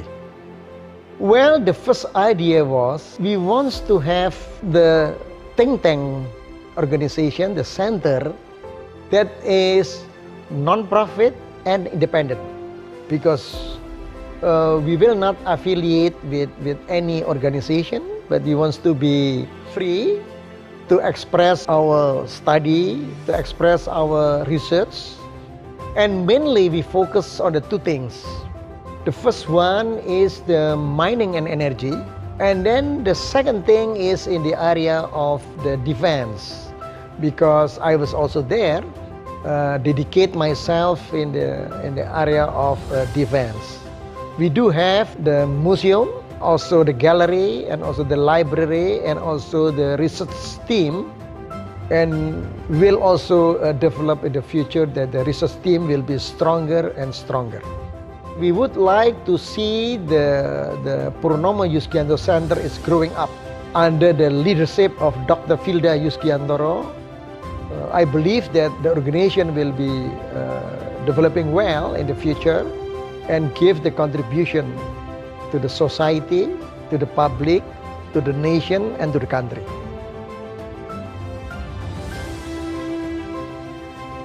PYC is a non-profit organization serving as an independent think tank that connects various independent entities to promote independent, unbiased, systematic, and professional research in the energy and natural resources sector. In PYC, we are like a big family. We have a solid research division with team members coming from various interdisciplinary backgrounds. We also have non-research division that deals with daily business and administration work. We uphold independence, integrity, objectivity, and diversity as our core values. As part of our effort to be a knowledge center, PYC provides a library that hosts more than 10,000 books, articles, and other sources of information accessible online.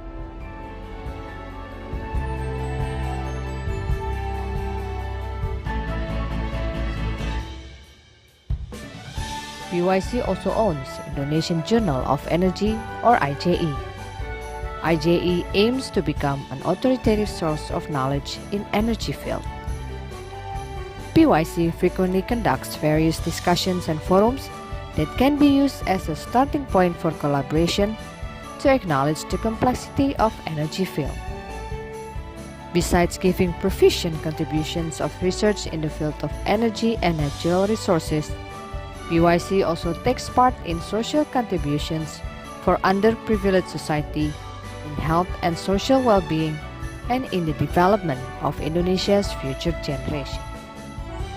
We want to build an ecosystem that is more integrated and more valuable for this nation.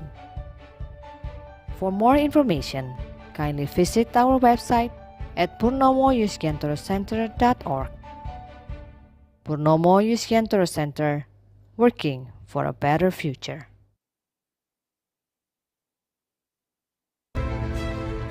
Sejalan dengan kebutuhan akan listrik yang semakin tinggi, PLN terus berupaya mengejar target rasio elektrifikasi 99,9%. PLN melalui anak perusahaan pembangkit Jawa Bali, PJB, dan juga dikembangkan oleh 𝗘𝗲𝗿𝗆𝗿, telah berhasil menyelesaikan PLTU Cilacap Ekspansi 1. Selain itu dilakukan juga percepatan pada pembangunan PLTU Cilacap Ekspansi tahap 2 kapasitas 1x1000 MW.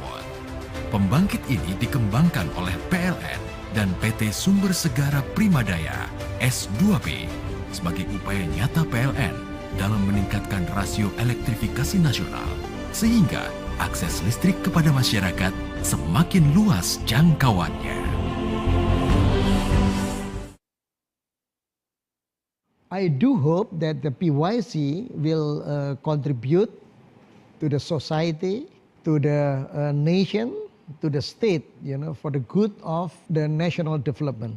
not only in the area of mining and energy and the defense, but also in the social and culture. And that's what we are developing now.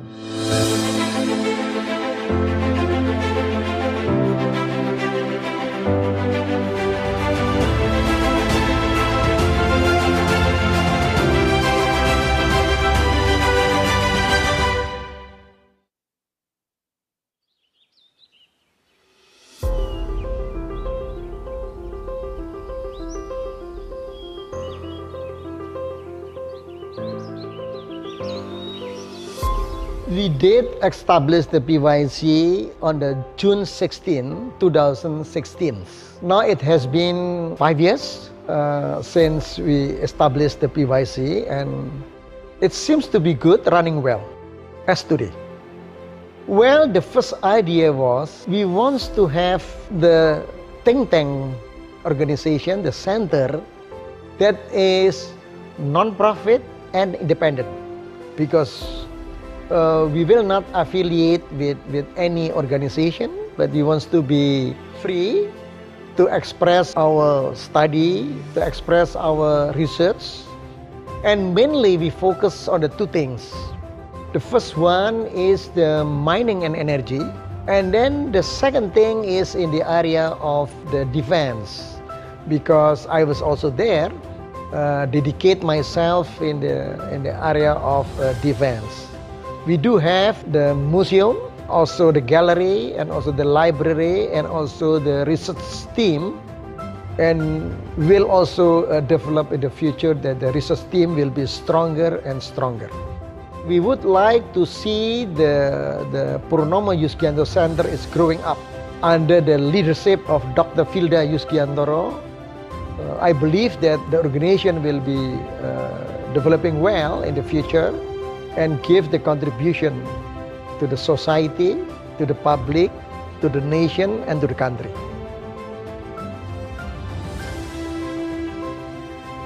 PYC is a non-profit organization serving as an independent think tank that connects various independent entities to promote independent, unbiased, systematic, and professional research in the energy and natural resources sector. In PYC, we are like a big family. We have a solid research division with team members coming from various interdisciplinary backgrounds. We also have non-research division that deals with daily business and administration work. We uphold independence, integrity, objectivity, and diversity as our core values. As part of our effort to be a knowledge center, PYC provides a library that hosts more than 10,000 books, articles, and other sources of information accessible online.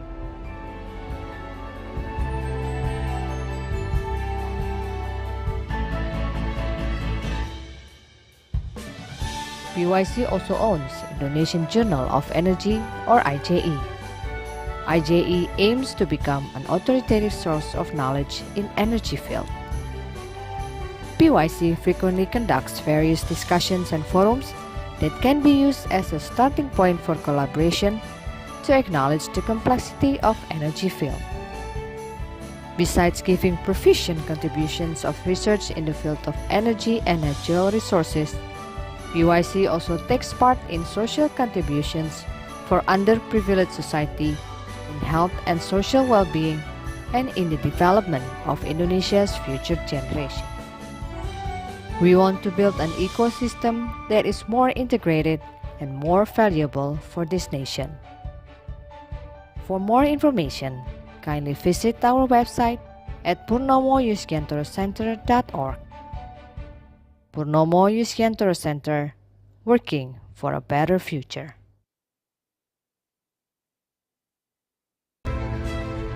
Sejalan dengan kebutuhan akan listrik yang semakin tinggi, PLN terus berupaya mengejar target rasio elektrifikasi 99,9%. PLN melalui anak perusahaan pembangkit Jawa Bali, PJB, dan juga dikembangkan oleh S2P, telah berhasil menyelesaikan PLTU Cilacap Ekspansi 1. Selain itu dilakukan juga percepatan pada pembangunan PLTU Cilacap Ekspansi tahap 2 kapasitas 1x1000 MW. Pembangkit ini dikembangkan oleh PLN dan PT Sumber Segara Primadaya S2P sebagai upaya nyata PLN dalam meningkatkan rasio elektrifikasi nasional sehingga akses listrik kepada masyarakat semakin luas jangkauannya.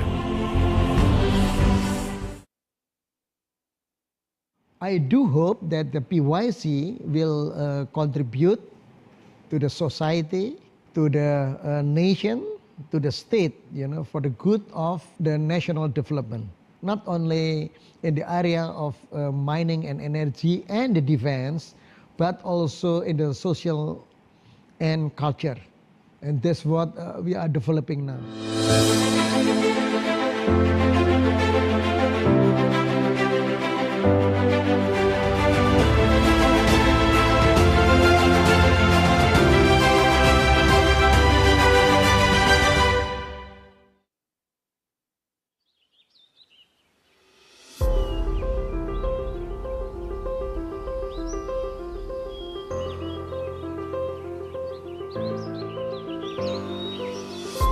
We did establish the PYC on the June 16, 2016. Now it has been 5 years since we established the PYC, and it seems to be good, running well, as today.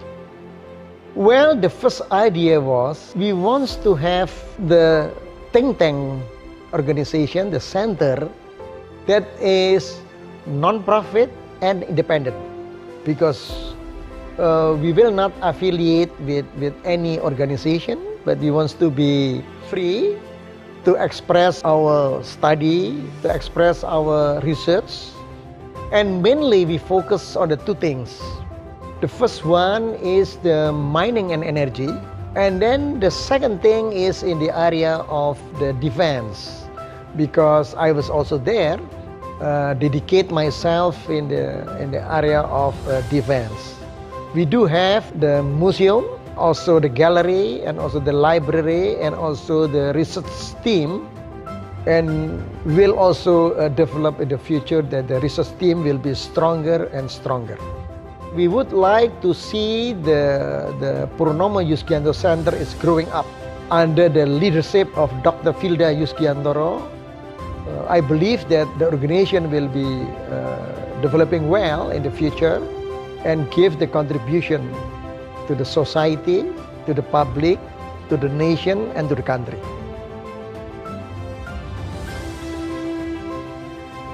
PYC is a non-profit organization serving as an independent think tank that connects various independent entities to promote independent, unbiased, systematic, and professional research in the energy and natural resources sector. In PYC, we are like a big family. We have a solid research division with team members coming from various interdisciplinary backgrounds. We also have non-research division that deals with daily business and administration work. We uphold independence, integrity, objectivity, and diversity as our core values. As part of our effort to be a knowledge center, PYC provides a library that hosts more than 10,000 books, articles, and other sources of information accessible online.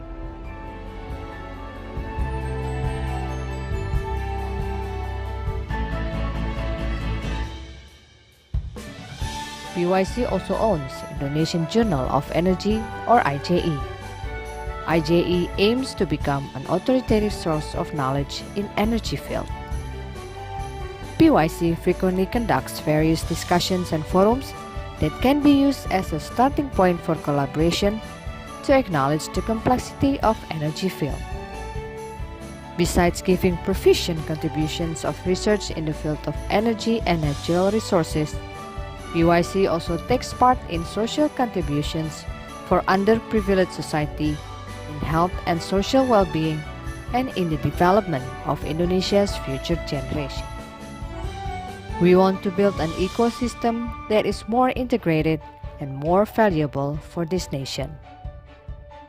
For more information, kindly visit our website at Purnomo Yusgiantoro Center.org. Purnomo Yusgiantoro Center, working for a better future.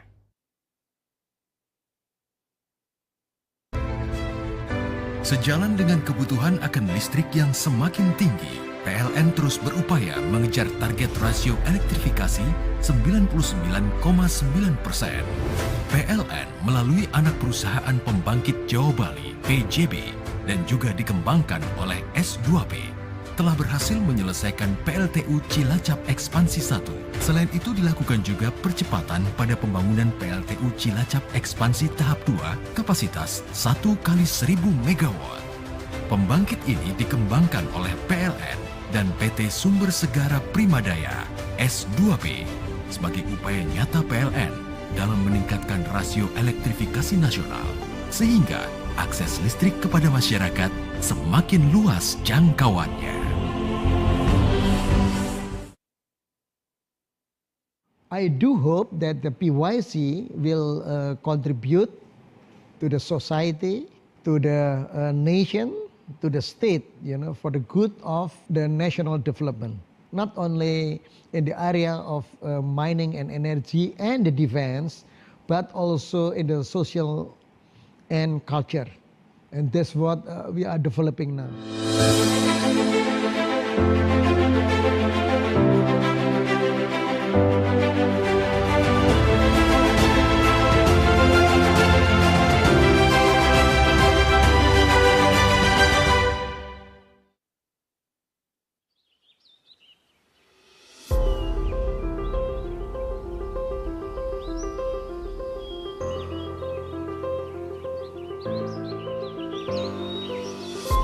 We did establish the PYC on the June 16, 2016.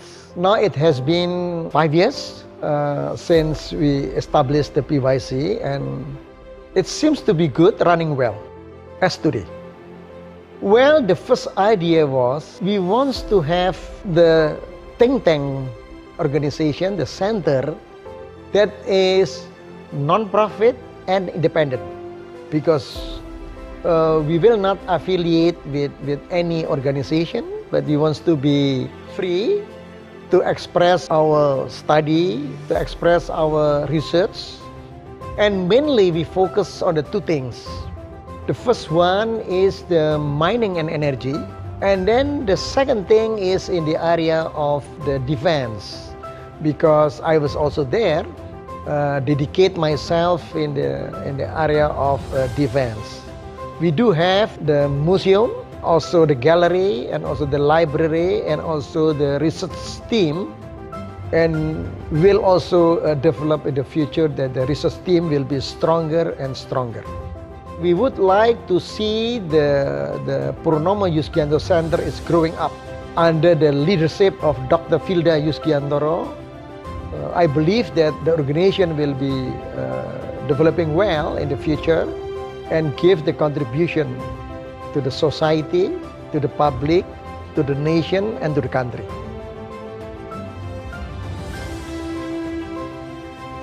PYC is a non-profit organization serving as an independent think tank that connects various independent entities to promote independent, unbiased, systematic, and professional research in the energy and natural resources sector.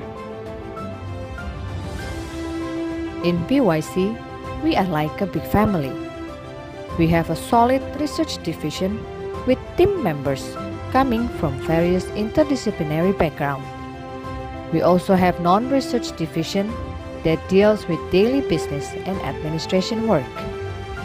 We uphold independence, integrity, objectivity, and diversity as our core values.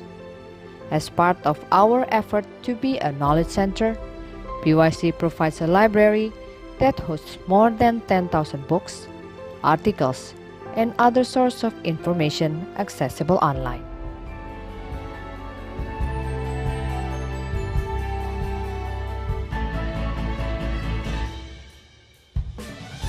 PYC also owns Indonesian Journal of Energy, or IJE. IJE aims to become an authoritative source of knowledge in energy field. PYC frequently conducts various discussions and forums that can be used as a starting point for collaboration to acknowledge the complexity of energy field. Besides giving proficient contributions of research in the field of energy and natural resources, PYC also takes part in social contributions for underprivileged society, in health and social well-being, and in the development of Indonesia's future generation. We want to build an ecosystem that is more integrated and more valuable for this nation. For more information, kindly visit our website at Purnomo Yusgiantoro Purnomo Yusgiantoro Center, working for a better future.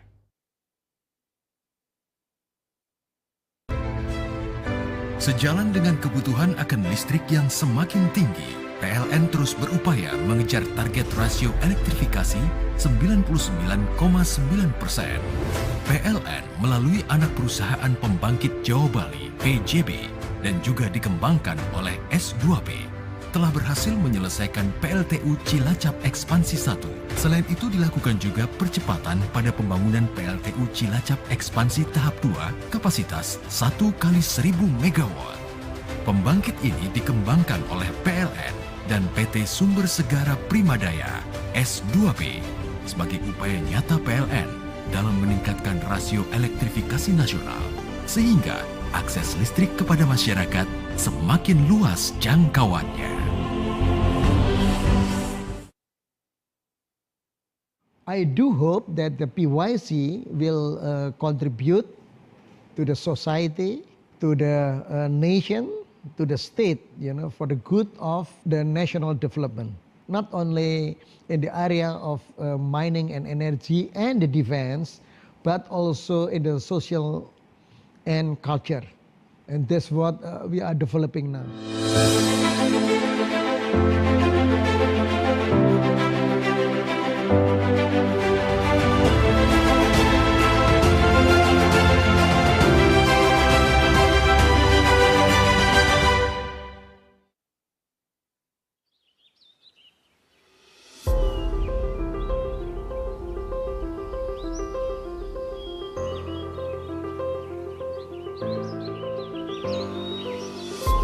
We did establish the PYC on the June 16, 2016. Now it has been 5 years since we established the PYC, and it seems to be good, running well, as today. Well, the first idea was we want to have the think tank organization, the center, that is non-profit and independent, because we will not affiliate with any organization, but we want to be free to express our study, to express our research. And mainly we focus on the two things. The first one is the mining and energy. And then the second thing is in the area of the defense, because I was also there, dedicate myself in the area of defense. We do have the museum, also the gallery, and also the library, and also the research team. And we'll also develop in the future that the research team will be stronger and stronger. We would like to see the Purnomo Yusgiantoro Center is growing up under the leadership of Dr. 𝗜𝗲𝗿𝗆 I believe that the organization will be developing well in the future and give the contribution to the society, to the public, to the nation, and to the country.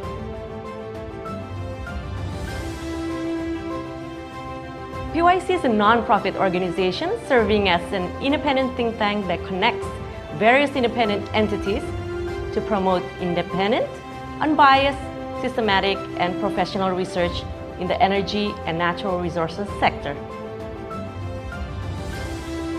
In PYC, we are like a big family. We have a solid research division with team members coming from various interdisciplinary backgrounds. We also have non-research division that deals with daily business and administration work. We uphold independence, integrity, objectivity, and diversity as our core values. As part of our effort to be a knowledge center, PYC provides a library that hosts more than 10,000 books, articles, and other sources of information accessible online.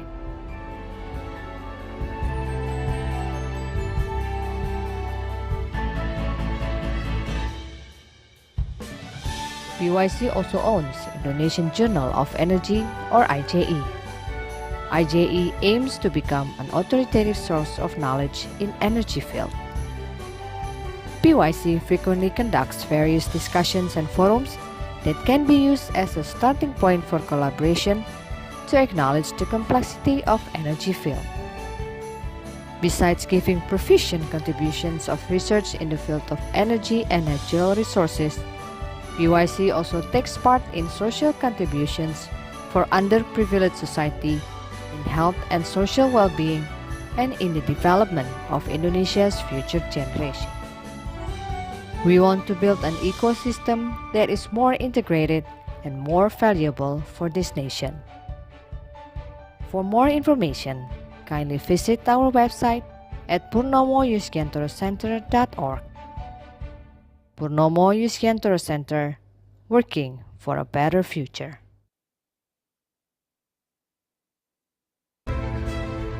Sejalan dengan kebutuhan akan listrik yang semakin tinggi, PLN terus berupaya mengejar target rasio elektrifikasi 99,9%. PLN melalui anak perusahaan pembangkit Jawa Bali, PJB, dan juga dikembangkan oleh 𝗖𝗲𝗿𝗴𝘆, telah berhasil menyelesaikan PLTU Cilacap Ekspansi 1. Selain itu dilakukan juga percepatan pada pembangunan PLTU Cilacap Ekspansi tahap 2 kapasitas 1x1000 MW.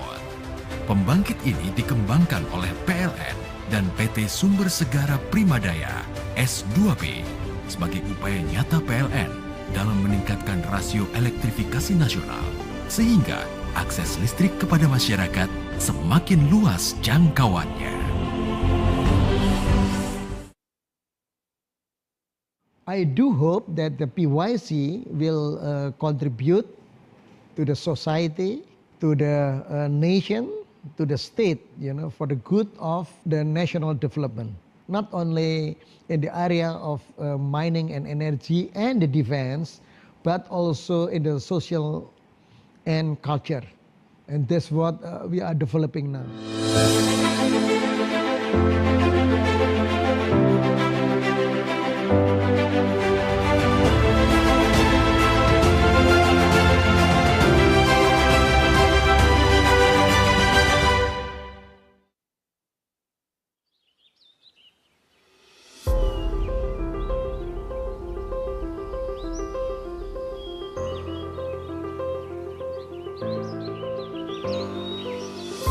We did establish the PYC on the June 16, 2016. Now it has been 5 years since we established the PYC, and it seems to be good, running well, as today.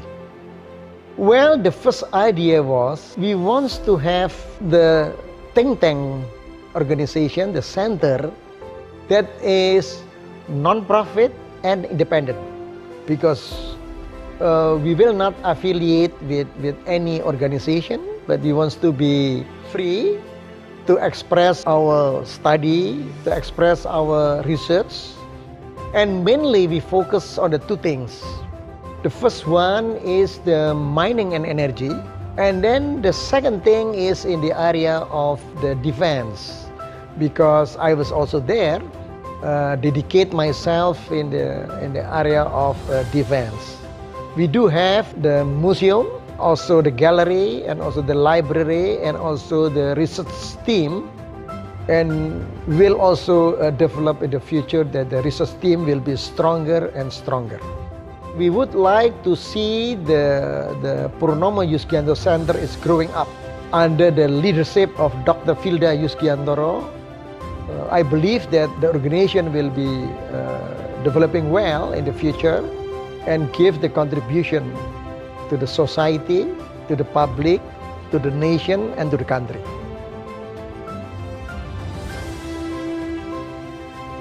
PYC is a non-profit organization serving as an independent think tank that connects various independent entities to promote independent, unbiased, systematic, and professional research in the energy and natural resources sector. In PYC, we are like a big family. We have a solid research division with team members coming from various interdisciplinary backgrounds. We also have non-research division that deals with daily business and administration work. We uphold independence, integrity, objectivity, and diversity as our core values. As part of our effort to be a knowledge center, PYC provides a library that hosts more than 10,000 books, articles, and other sources of information accessible online.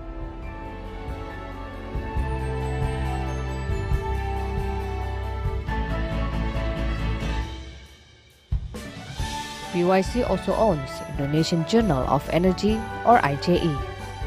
IJE aims to become an authoritative source of knowledge in energy field. PYC frequently conducts various discussions and forums that can be used as a starting point for collaboration to acknowledge the complexity of energy field. Besides giving proficient contributions of research in the field of energy and natural resources, PYC also takes part in social contributions for underprivileged society, in health and social well-being, and in the development of Indonesia's future generation. We want to build an ecosystem that is more integrated and more valuable for this nation.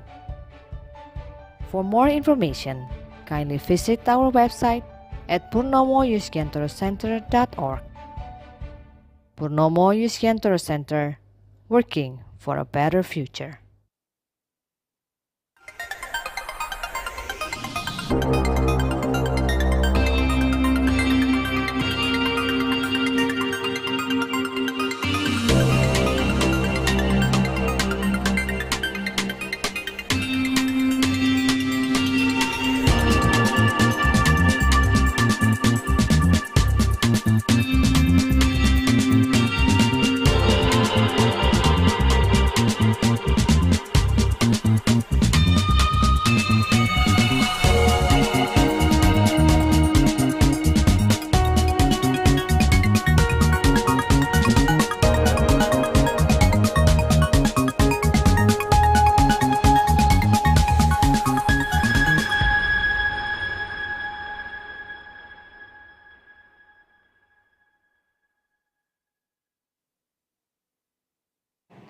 Ladies and gentlemen, welcome back to the PYC International Energy Conference 2021. Our next session will be a plenary session which will be moderated by Her Excellency Ambassador Artauli Ratna Menara Panggabean Tobing. Good evening, Ibu Ambassador Artauli. Ibu Ambassador Artauli Tobing is the Indonesian representative to the Governing Council of ASEAN Institute for Peace and Reconciliation. Currently, she serves as mentor for the senior level diplomat training course at the Center for Training and Educational Center, Ministry for Foreign Affairs of Indonesia from 2015. She also served as the Indonesian ambassador to Vietnam from 2004 until 2008. In addition, she was awarded the Medal for Friendship from the Vietnam Union Friendship Organization, Hanoi, Vietnam in 2007. After returning from Vietnam, she served as the head of the Policy Planning Agency of the Ministry of Foreign Affairs of the Republic of Indonesia. She earned a degree in English literature from the University of Indonesia in 1976 and later was awarded the Fulbright and Hayes Scholarship for her master's degree in American Studies at the George Washington University in Washington, D.C. Ibu Ambassador Artauli, welcome, And now the session is yours, Bu.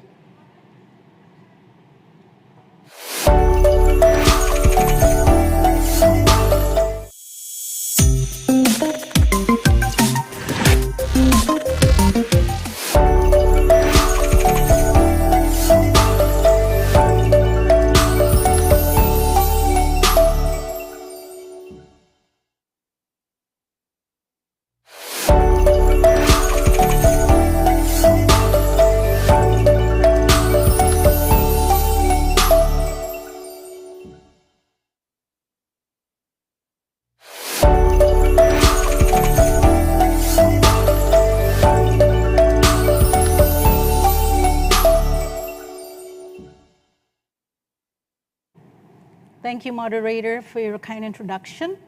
Assalamualaikum warahmatullahi wabarakatuh. Salam sejahtera bagi kita semua. Shalom, Om Swastiastu, Namo Buddhaya, Salam Kebajikan, Rahayu. Excellencies, distinguished guests, ladies and gentlemen, good morning, good afternoon, wherever you are in the world, and for those of us in Jakarta, good evening. A warm welcome to you all to the plenary session of the International Energy Conference 2021, organized by Purnomo Yusgiantoro Center, or PYC. We all know that energy is an area which is very much a part of our daily life. In the midst of many challenges that we are facing, energy development faces a heavy task in achieving a more sustainable future. The COVID-19, which has been with us now for almost 2 years, has pushed many countries, including Indonesia, to reflect and improve its energy security. This evening, we have 4 prominent speakers who will grace us with their expertise and knowledge on how to move forward. We are likewise grateful for the noble effort of the Purnomo Yusgiantoro Center for hosting this 3rd International Energy Conference. Please allow me to introduce myself. My name is 𝗘𝗲𝗿𝗆𝗿𝗆, and I'm really privileged to be invited to moderate this evening session. Unlike the 2 previous conferences, this time we will produce a policy brief as the end product of this conference. Therefore, your undivided attention, active participation, and recommendation will be crucial to achieving that goal. Excellencies, distinguished guests, ladies and gentlemen, before we begin, I would just like to briefly share with you some housekeeping matters. Each speaker will be given 15 minutes to do their presentation. However, I will remind the speakers when they are approaching their allocated speaking time. After all speakers have presented their views, we will proceed to a Q&A session. Please do send us your questions through the Q&A boxes and whom you would like to address it to. Participants will receive an e-certificate at the end of the conference that will be emailed to you directly. Distinguished guests, participants, ladies and gentlemen, as I have mentioned earlier, we have 4 distinguished speakers. May I first greet them one by one. Our first panelist is Bapak 𝗘𝗲𝗿𝗆𝗆𝗿𝗆. Bapak 𝗘𝗲𝗿𝗆𝗆𝗆 is the Secretary General of the Ministry of Energy and Mineral Resources of the Republic of Indonesia. Selamat malam, Bapak 𝗘𝗲𝗿𝗆𝗆𝗆𝗆. Nice to see you, sir. All distinguished speakers, ladies and gentlemen. Thank you. The second panelist is Mr. Priyantha Wijayatungga, who is Chief of the Energy Sector Group from Asian Development Bank. Good evening, Dr. Priyantha.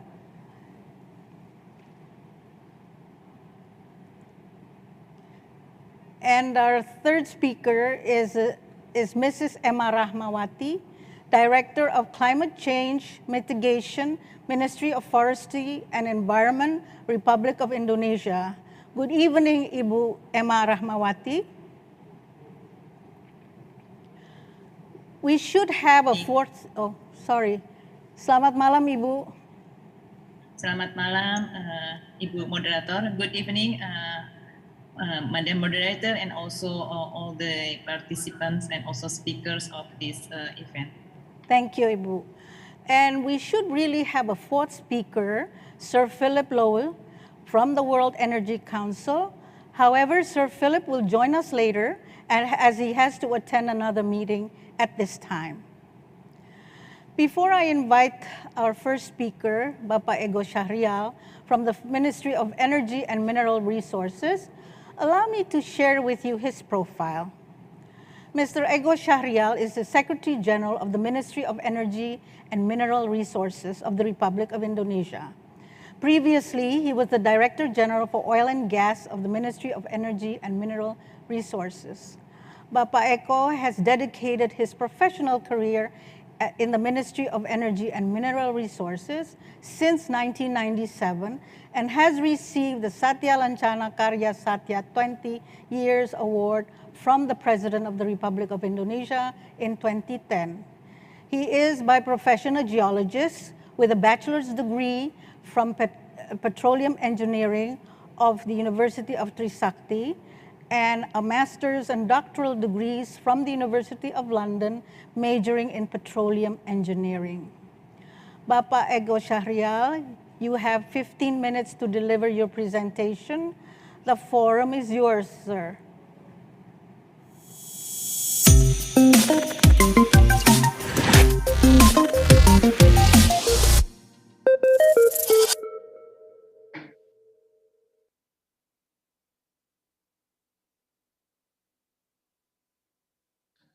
Distinguished speakers, Madam Moderators, selamat malam. Good evening. Assalamualaikum warahmatullahi wabarakatuh. On behalf of the Ministry of Energy and Mineral Resources, please allow me to convey our highest appreciation to Purnomo Yusgiantoro Center for organizing today's conference.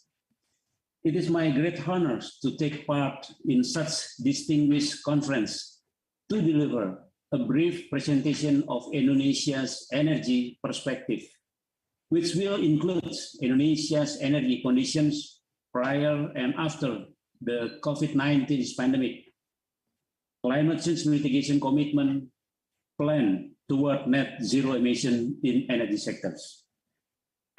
I have 10 slides that I would like to deliver, hopefully maximum within less than 15 minutes.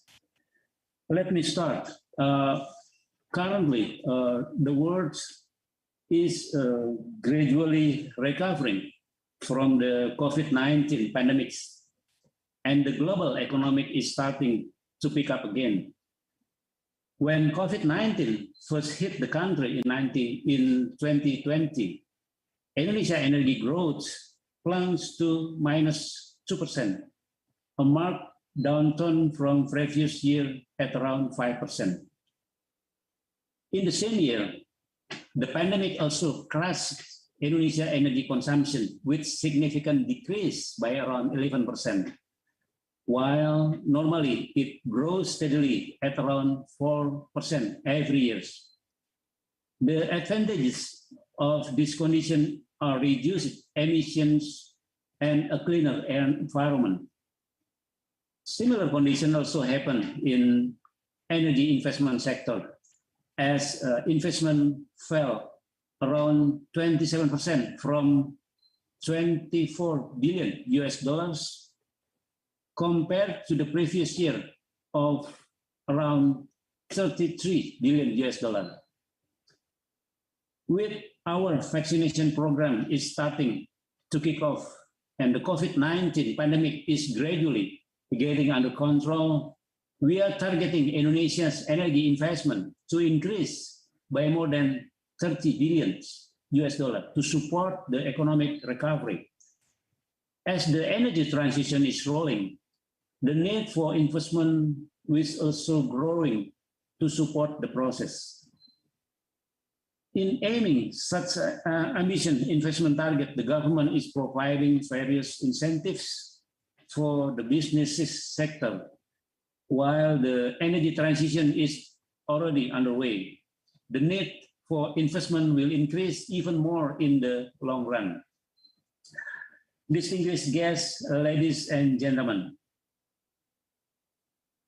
at any given situation, government has the obligation to ensure that the energy is transmitted across the country to establish national energy resilience. In terms of electricity provision until mid-2021 this year, the electrification ratio in Indonesia has reached 99.4%. However, there are still 3 provinces in Indonesia with ratio less than 95%, and all of them are located in the eastern part of the country. Around 64% of the electricity in Indonesia is generated from coal power plants, as these plants have more economical prices than others. As we are transitioning into a cleaner and green futures, the government has prepared a set of policies toward a net zero emission by 2060 or sooner. As the largest archipelago in the world, Indonesia is facing tremendous challenges in providing energy throughout the country, particularly in remote areas. Thus, one of the best solutions is by developing local resources of renewable energy. Another challenge for our country in terms of electricity is our consumption is still below the ideal condition of developed country, around 1,000 kilowatt hours per capita. Therefore, we have set a target of 2,500 kilowatt hours per capita electricity consumption by 2025. Next, Indonesia is blessed with abundant energy resources, both fossil and renewables.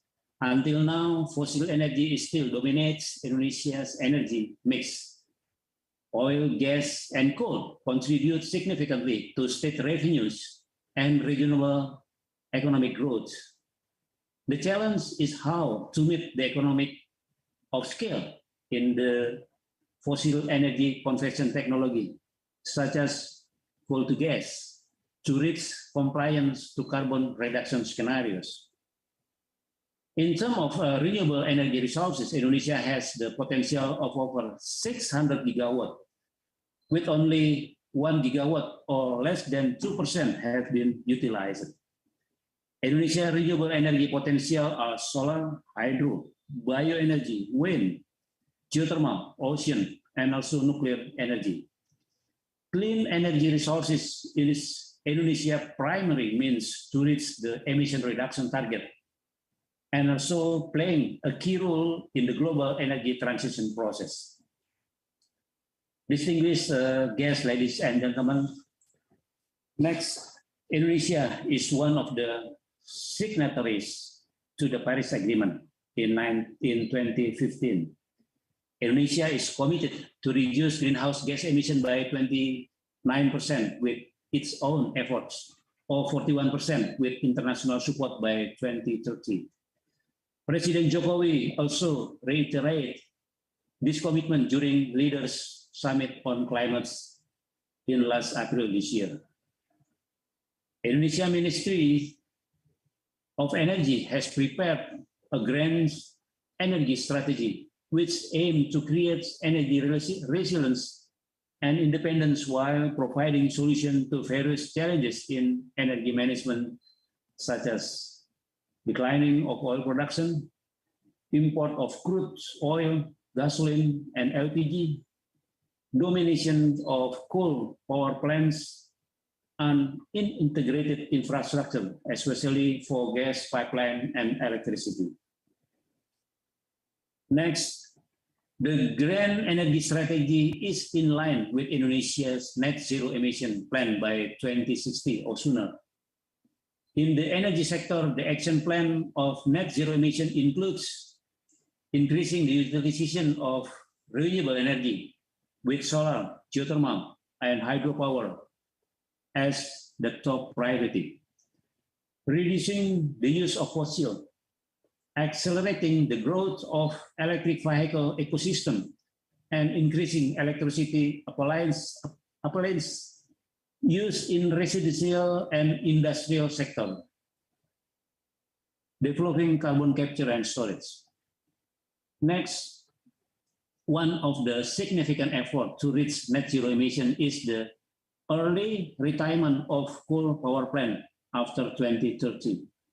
Currently, the government does not allow construction of a new coal power plant except for those that are already under construction or under contract. Any expiring contracts of coal power plants will not be renewed. With those terms, the emissions from coal power plant are projected to peak in 2040, and then all electricity will be generated by renewable energy power plants before 2060, in line with the net zero emission target. Next, following the policies are adopted to boost the transition from fossil fuel to renewable energy and power plant, after 2030, electricity generation will come from renewable, with solar energy contributing to the highest amount of capacity.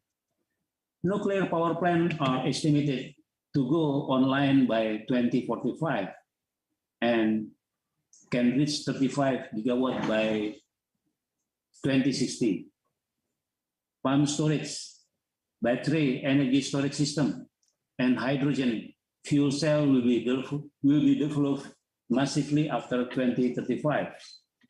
Hydrogen will be utilized in 2031. Distinguished guests, ladies and gentlemen, the development of clean energy, especially in developing countries, will create financial impact for the states. With a need to maintain energy prices for the underprivileged, the government might bear the financial consequences of renewable energy development. In this context, various financial schemes and incentives has been prepared to expedite clean energy development, and at the same time maintaining the development impact of national economic and people's purchasing power. One of the policies currently being discussed is carbon tax and trade for coal power plants, as well as energy transition mechanism. It includes blended finance in clean energy funds and carbon reduction fund. To support from various parties, including the international institution, is indeed vital for the implementation of net zero emission in Indonesia.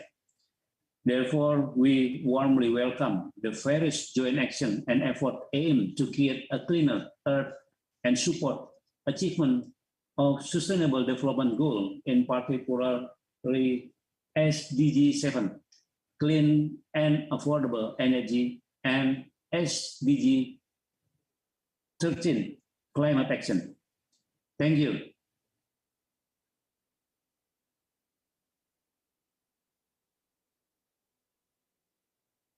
𝗜𝗲𝗁𝗲𝗏, I was about to remind you that you were close to your, almost to the end of your presentation. Thank you very much, Pak 𝗜𝗲𝗁𝗲𝗏, for your very insightful and comprehensive information on the nature of Indonesia's energy condition prior to and after the COVID-19, and also the climate mitigation plan towards a 0% emission by 2060. And you have clearly pointed out what are the challenges that Indonesia has to face and what steps it has to take. I'm sure that there will be questions at the end of or at the Q&A session. Thank you very much, Pak 𝗜𝗲𝗁𝗲𝗏.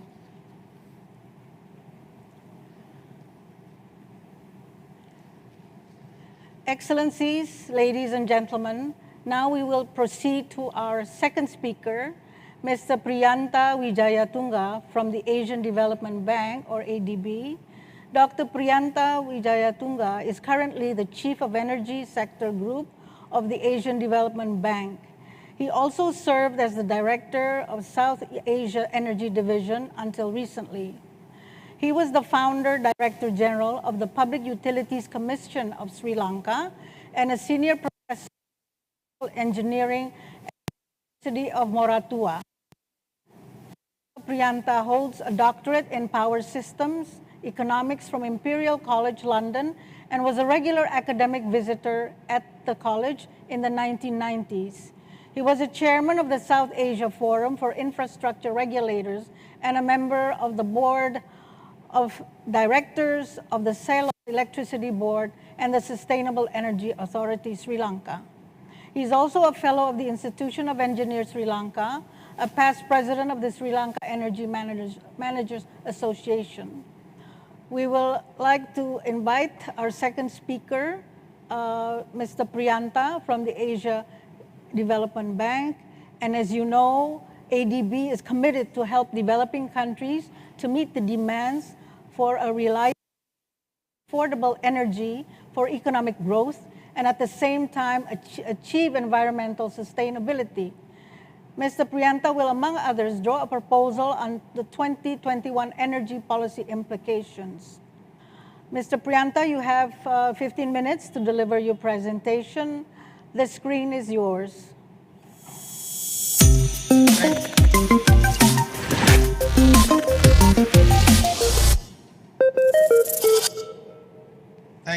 Thank you, Madam Moderator. It's great to join all of you and to deliver this remarks or the presentation on behalf of the Asian Development Bank. My presentation will basically cover what we are going to do under the new energy policy, of course, with a small introduction at the very beginning. Can I have the presentation online, please? Somebody was going to do it for me.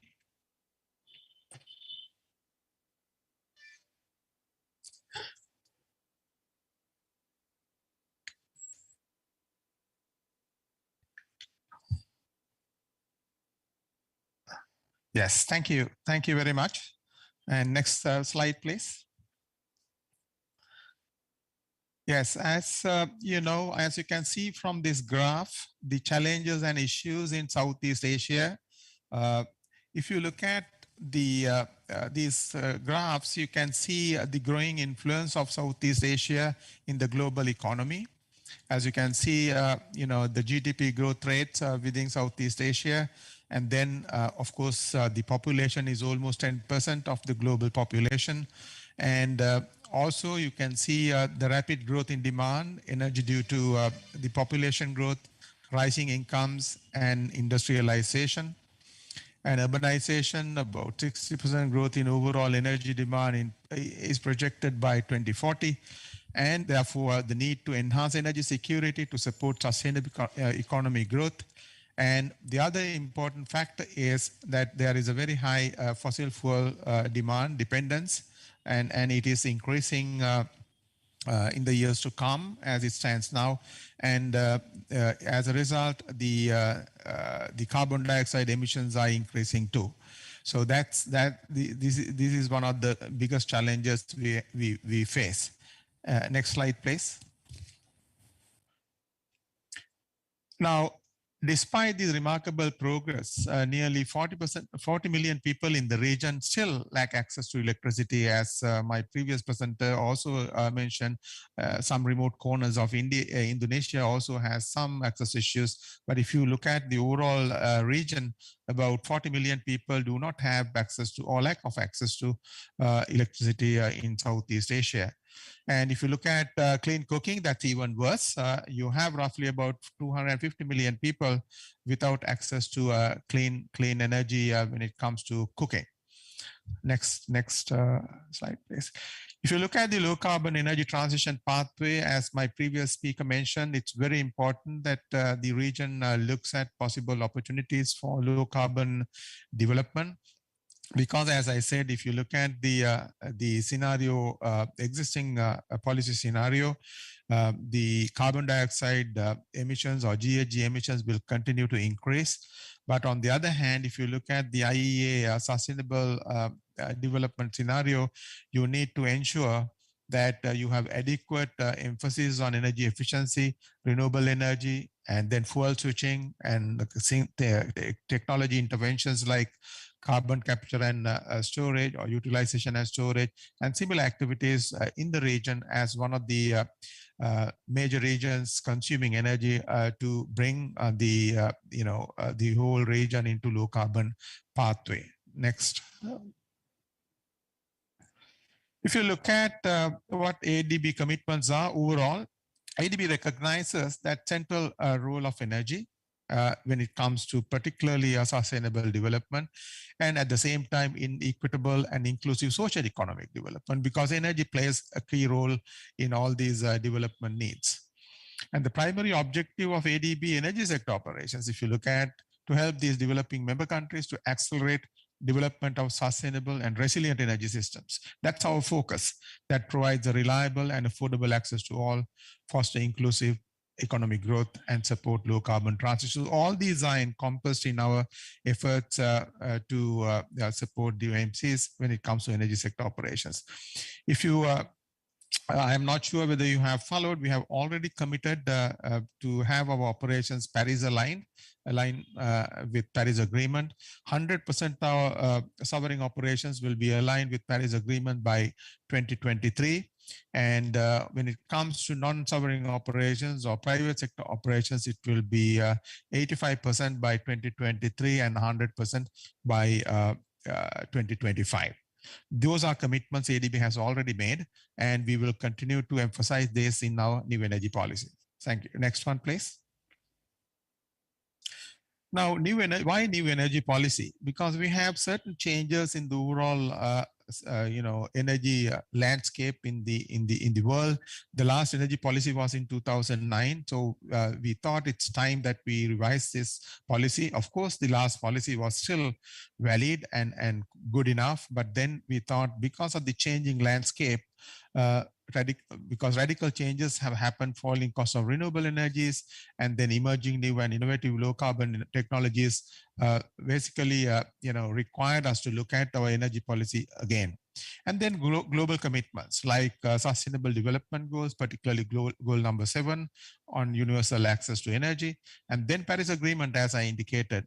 These commitments also have come after the last energy policy. Then our own strategy 2030 also came a couple of years ago, and there also we have to emphasize certain things, and that will have to be reflected in the energy policy.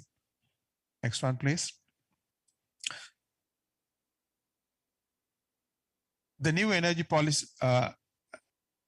The new energy policy is has 4 key areas, and as I said, the Paris alignment, sustainable development goals, and then strategy 2030.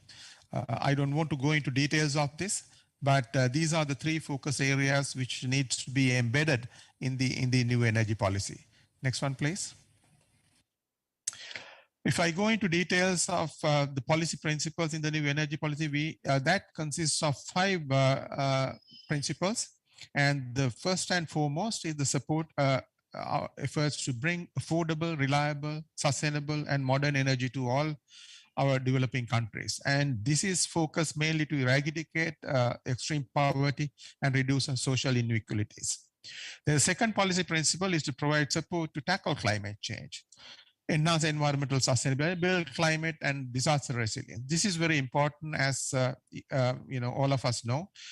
Climate change is one of the biggest ever challenges we have ever come across and faced globally, and we need to look at that very seriously. And that's our policy principle too when it comes to energy sector operations.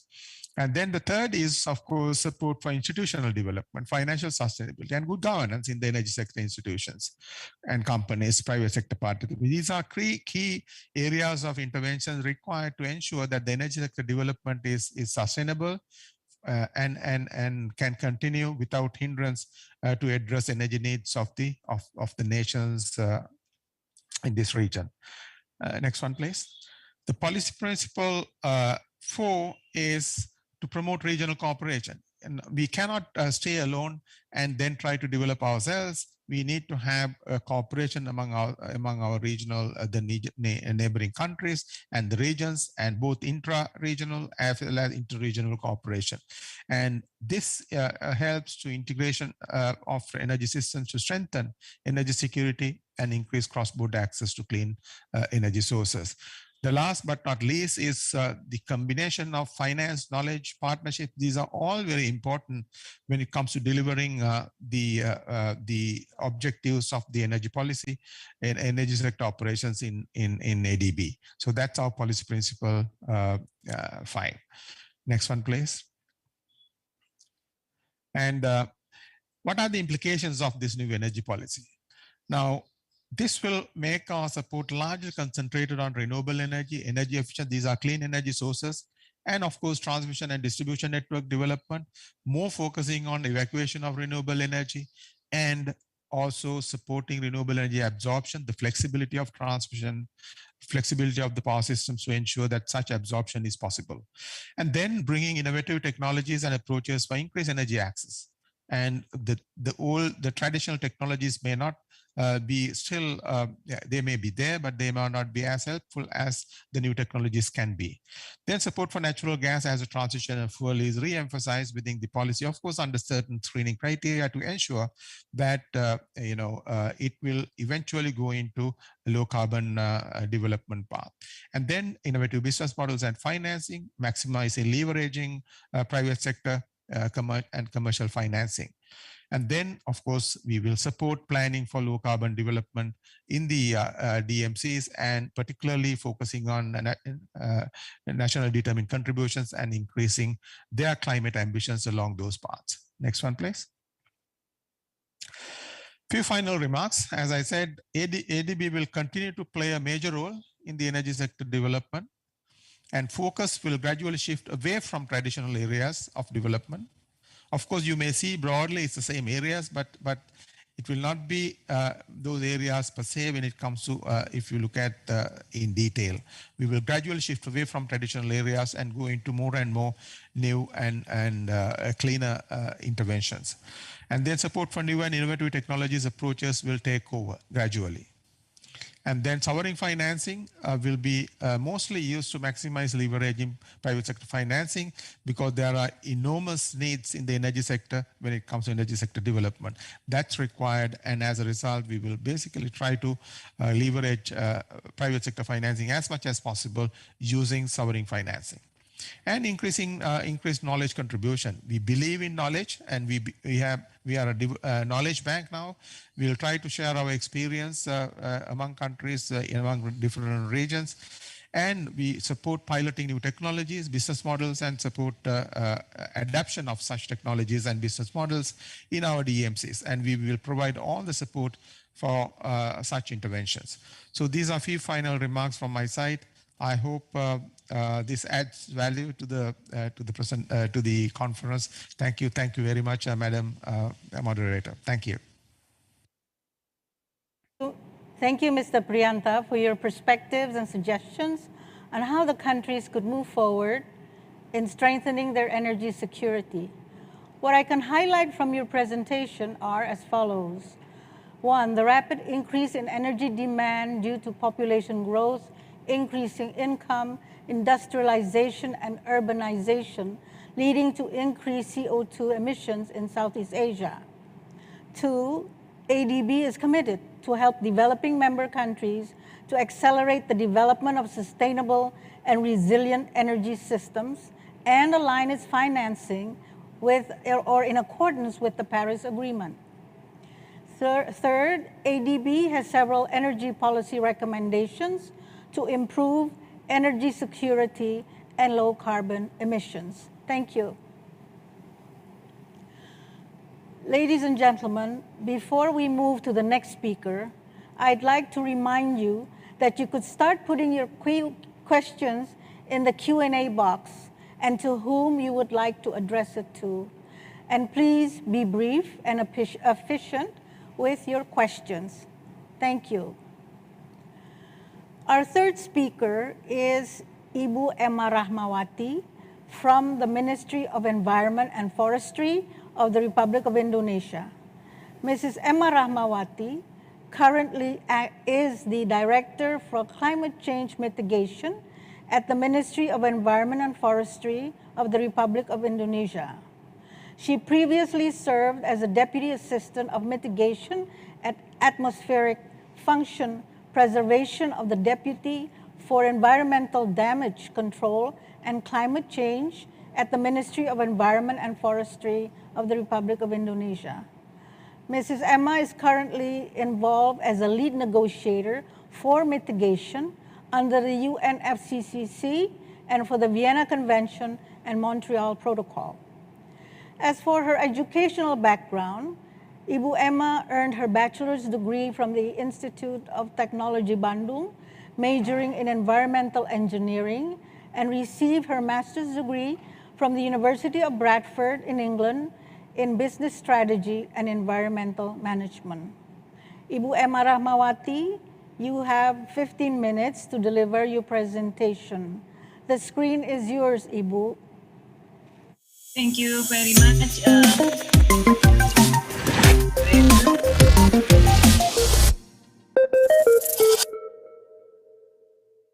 Thank you very much, Madam Moderator. Good evening, distinguished speakers, participants, ladies and gentlemen. First of all, I would like to thank to Purnomo Yusgiantoro Center to invite me in taking part of this very important conference. Let me start by sharing screen.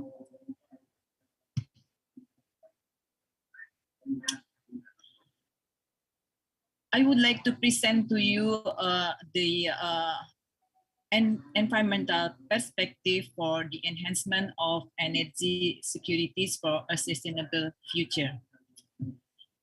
I have 3 issues that I would like to highlight here.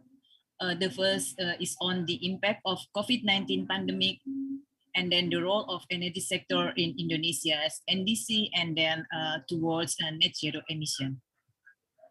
So first of all, I would like to refer to what IEA has studied under the Global Energy Review carbon dioxide emission in 2020.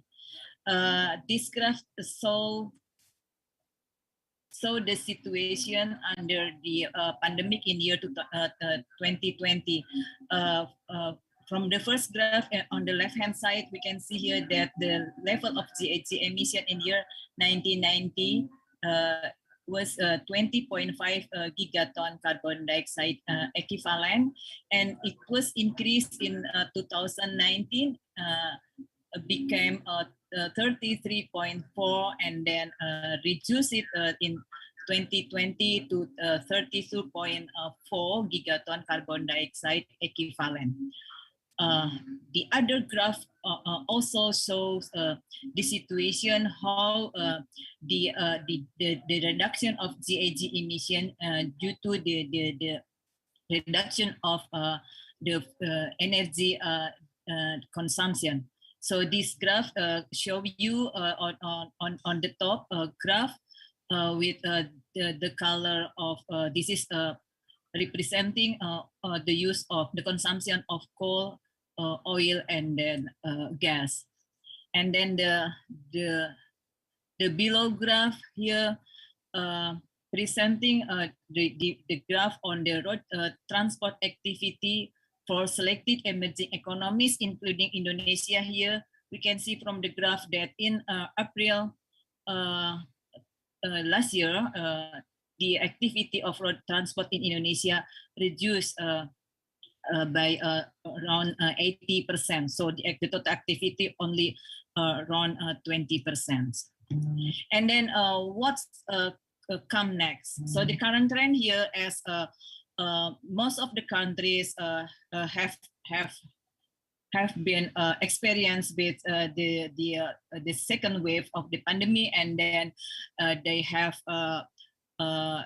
they have implemented the recovery program, and now the economic also rebound. We can see here from the graph that from minus 6.8% of GHG emission, and then the lowest one is minus 14.5% in April last year, and then at the end of December last year, the total GHG emission has been increased to 2.1%. It means that what assumption on the reduction of GHG emission, reduction of GHG emission during the pandemic will be followed by a substantial increase of GHG emission when all economic activity has been back to normal.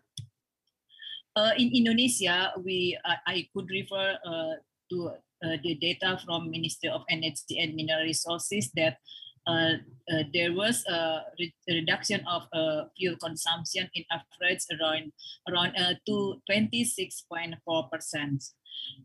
In the ministry, we have calculated the GHG emission and the level of GHG emission in Indonesia, in particular for transportation sector. This is also confirm what the IEA has mentioned in their report. So the lowest level is in April last year.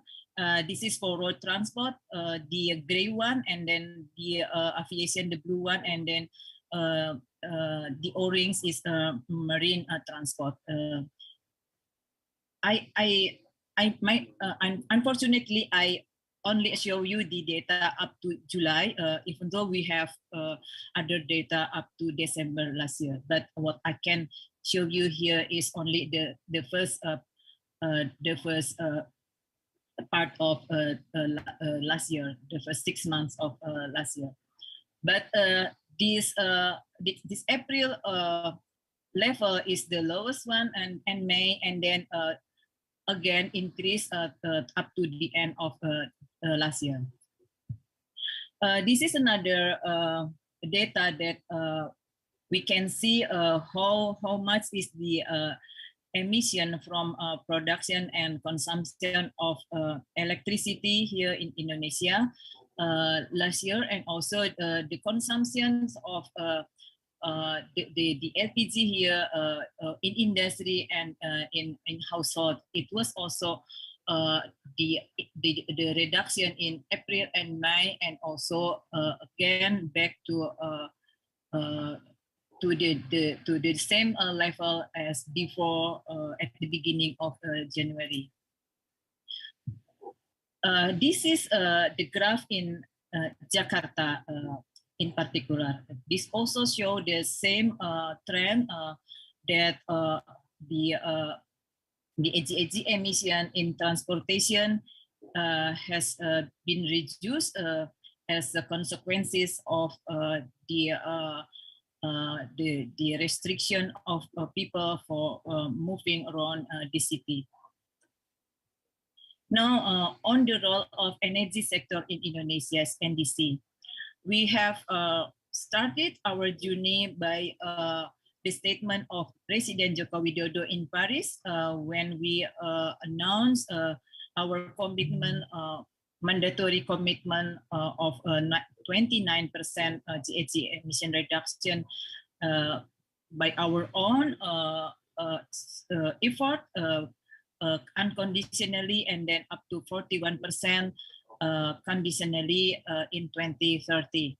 So this is a follow up by the signing of Paris Agreement by Ibu Minister in 2016, and then we have ratified the Paris Agreement in the same year, and then we also submitted our first NDC in, and then follow up by roadmap of mitigation and adaptation in 2019.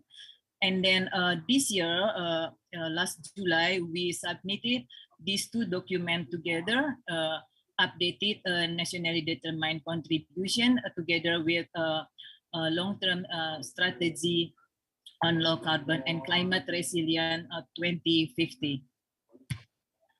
On the Paris Agreement, there's very clear stated that there's two points related with energy. One is on the universal access to sustainable energy, and the other one is enhanced deployment of renewable energy. And what we have in our energy commitment in our NDC is that energy as a second contributor of GHG emission and then GHG emission reduction, and also climate resilient on energy and the role of renewable energy. This is our first NDC. What I highlighted here is on energy and also forestry as two main sectors that contribute mainly contribute to the GHG emission and also GHG emission reduction. And this is on the right hand side, this is the detail of mitigation action for all 5 mitigation sectors. And then as we have first NDC and then the second updated NDC, here the difference is on the target on the conditional that we increase here from 38% in total become 41%. And on the right hand side, this is my apologies.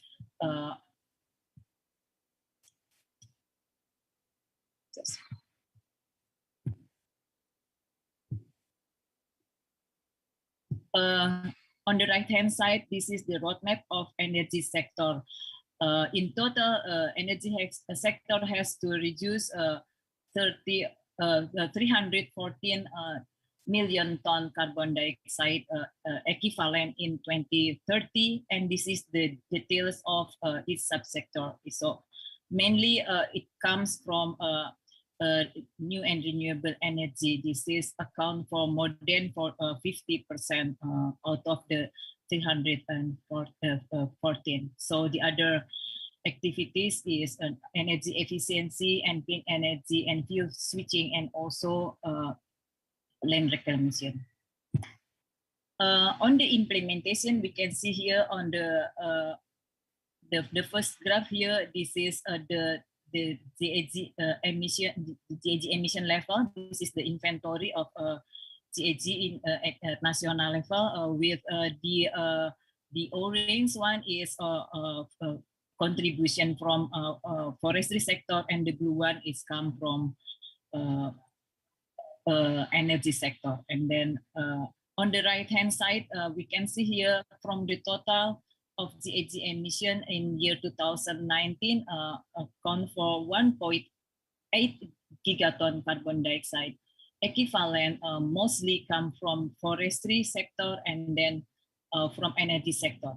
We can see here from energy sector mostly come from power, around 14.65%, and then from transportation from around 8.45%, and then from industry around 7.5%. So there are some rooms for improvement for energy sector in contributing GHG emission reduction. Here we can see here from the graph that the baseline of energy sector and the GHG emission reduction 314. So compared to other sector, for example, in forestry sector, the difference between baseline and also the mitigation action is very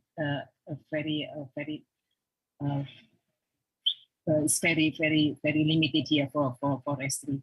And then we can see from the graph in the left-hand side how the composition of contribution GHG emission from forestry sector and from energy sector is changed every time. So the energy sector is increasing in percentage, and then the forestry sector is decreasing.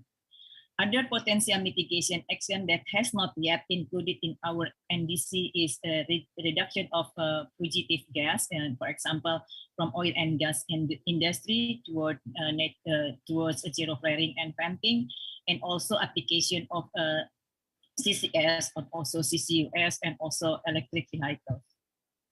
Now on the net zero emission, the government has announced that Indonesia would like to achieve our vision to be net zero emission by 2060 or sooner. Ibu Emma, excuse me, your 2 minutes is almost up. If you can just wrap up, please. Thank you. Okay, thank you. So mitigation and adaptation. And then this is the important point is the role of forestry sector as a balance to balance the total GHG emission. So this is the graph, this one, the graph that can show us how we go forward to be net zero emission in 2050. So the role of forestry as a balance sector to be a net sink, and also the energy sector. So these two sectors that are very important in ensuring Indonesia could be achieved net zero emission in 2060 or sooner. Okay, thank you very much. Thank you very much, Ibu Emma, for your comprehensive presentation on the government's plan for the climate mitigation and adaptation plan. What I can highlight from your representation are, among others, as Indonesia has started rebounding after the severe pandemic hit from June, July, the carbon emissions rises are a result of the increasing number of transportation, the use of transportation, and electricity for industry and hospitality. It should be underlined that the carbon emissions from the energy sector might increase as a result of economic recovery. Then potential mitigation measures should be promoted as CCUS implementation, reduction of fugitive gas towards zero flaring and venting. The electrical vehicle also plays an important role in combating climate change.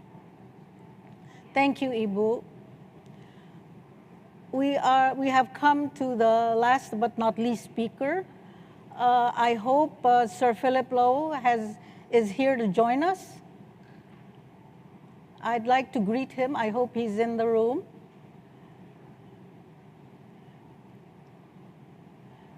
Sir Philip, you are muted, I think. Oh, Sir 𝗘𝗲𝗿𝗆, could you please sorry. unmute? Thank you for that welcome. Thank you. Chair, and excuse me for doing the usual thing of forgetting to unmute myself. It's a very great privilege to be able to join you for this conference.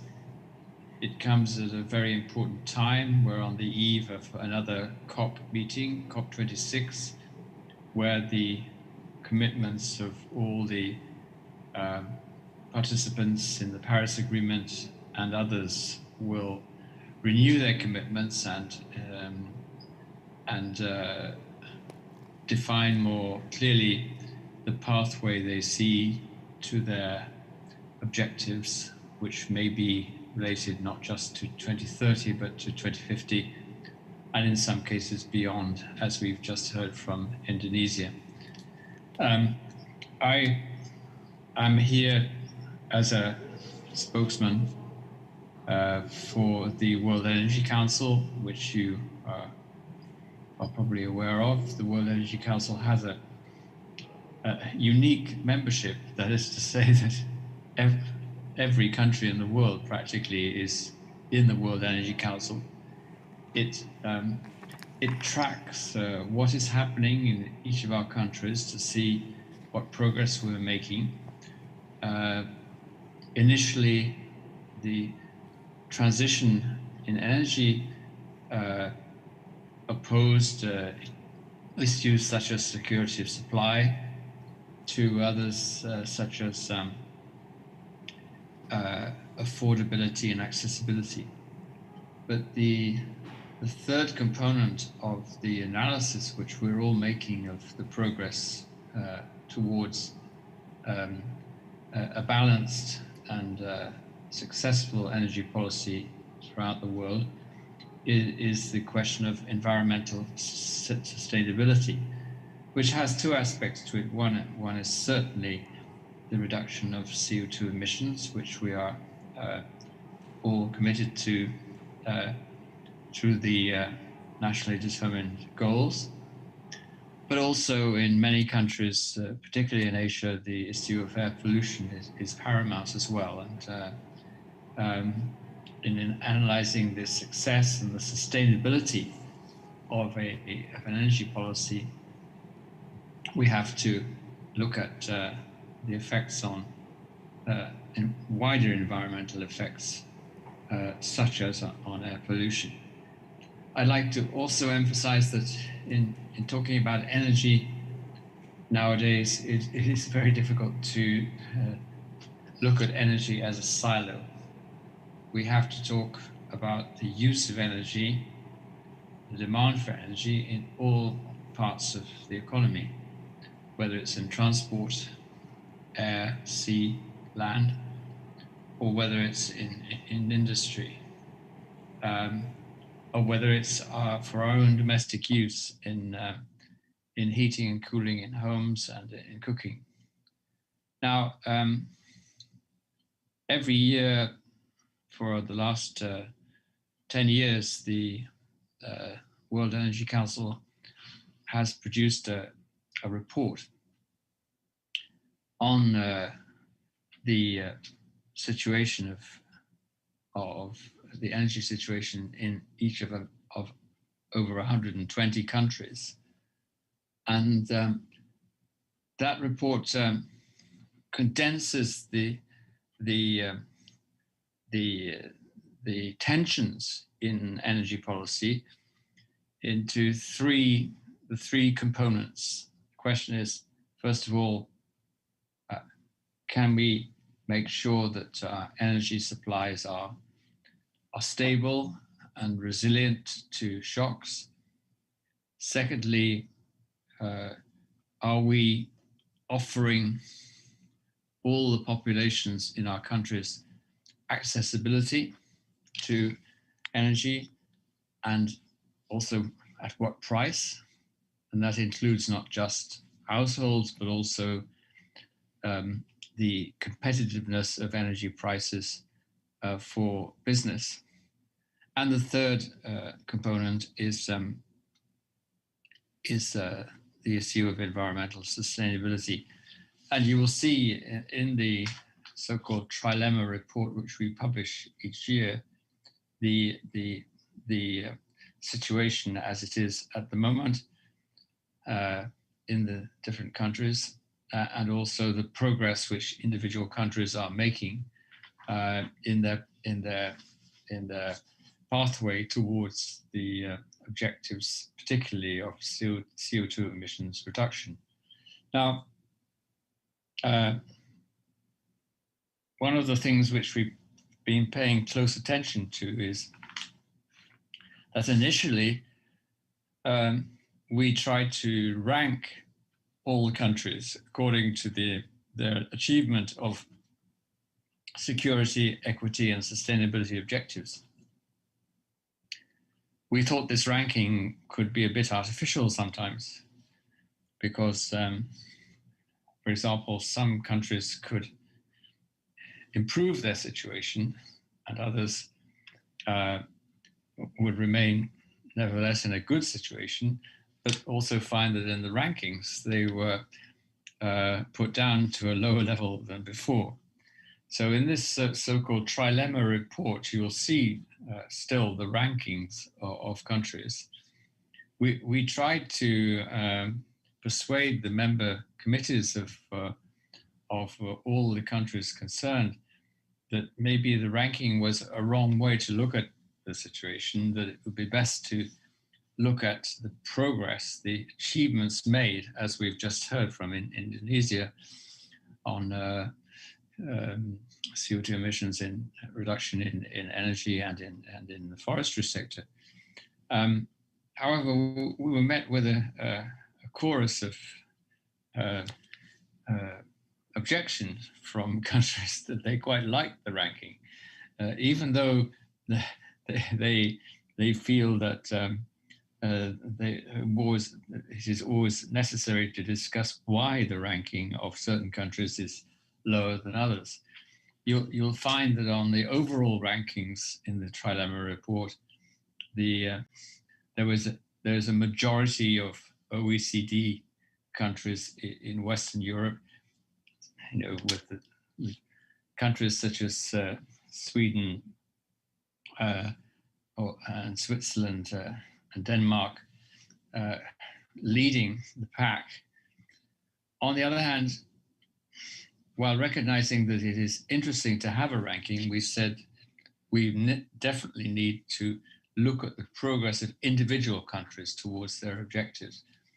And so we've introduced in the last 2 years a time-based index, which demonstrates that countries such as obviously China, Sri Lanka, Thailand have made huge progress in issues such as reduction of air pollution, of diversity of their energy supplies. My Chinese friends keep reminding me that China is the #1 investor in renewables in the world, as well. And we are experiencing now the degree to which demand in Asia for gas has transformed the global market for gas as people diversify away from coal. So we see the two analyses, the static analysis of the present ranking of countries according to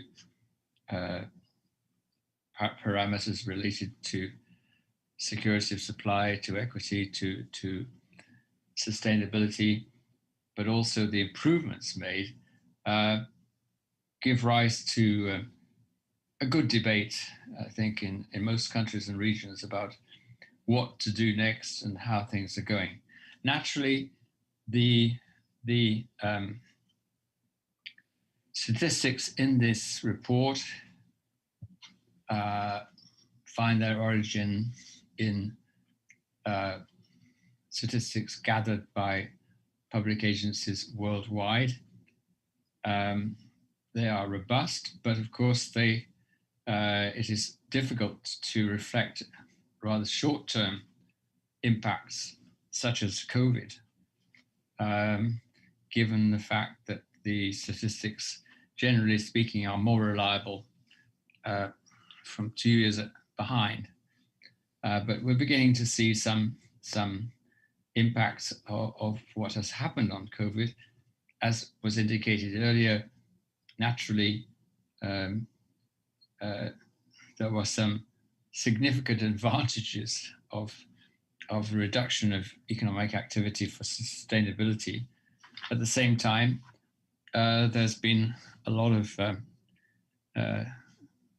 interest and concern that the recovery, the economic recovery, which we are all, I think, engaged in our different economies now, is leading to also a recovery in the level of CO2 emissions. And then the issue arises, how can we ensure that we have a good recovery in the sense of getting back to an energy mix, for example, and the use of energy in transport and in households, which is more sustainable from an environmental point of view. So all these factors are relevant to our combined discussion together of the progress towards the COP26 objectives and the progress which we're now all making individually to ensure that CO2 emissions are reduced, but also to arrive at this balance which the trilemma report emphasizes between the different aspects of energy policy, which are not easy in all cases to deal with. You might say that as a hydrocarbon-rich country like Canada or Russia or Norway, you should score heavily in terms of security of supply, because you can guarantee your populations ready supplies of fossil fuels for energy and for wider purposes. But at the same time, if you are conscious of your environmental objectives, naturally, there is a bigger challenge there, because the price and the accessibility of fossil fuels is to a certain extent a disincentive to creating a more diverse energy mix, and requires a lot of investment in an area which will, in the short term, reduce the revenues from the possession of hydrocarbons. I say this. Excuse me, Sir Philip. I'm sorry, but you have about another 2 minutes to complete your presentation. Sorry. Two minutes is too much, Chair. For me. I'd just like to say that if you look at the various rankings of countries in Asia on security of supply, there are countries such as Singapore, Cambodia, Tajikistan, who've made considerable strides in diversifying their energy mix. In equity, in terms of accessibility, Nepal, Cambodia have also made tremendous progress. And on sustainability, naturally, there are countries who've had historical objectives in terms of progress towards reduction of CO2 emissions. In Europe, Denmark is the prime example of transformation of the energy sector away from carbon and coal towards renewables. The issue of withdrawal from coal is a major question for COP26. In many of the OECD countries which I've referred to, it is that withdrawal from coal which has made the greatest difference. On the other hand, there are countries like Myanmar, Thailand, and indeed China, as I indicated earlier, where the change in the energy mix towards renewables, also towards gas, is making some contribution to the overall objectives. That's all I have to say, Chair, and thank you very much for listening to me. Thank you very much, Sir Philip, for your interesting presentation. I have to admit that we didn't get the chance to introduce you properly, Sir Philip. So if I can just briefly introduce you as the Executive Chair of the World Energy Council.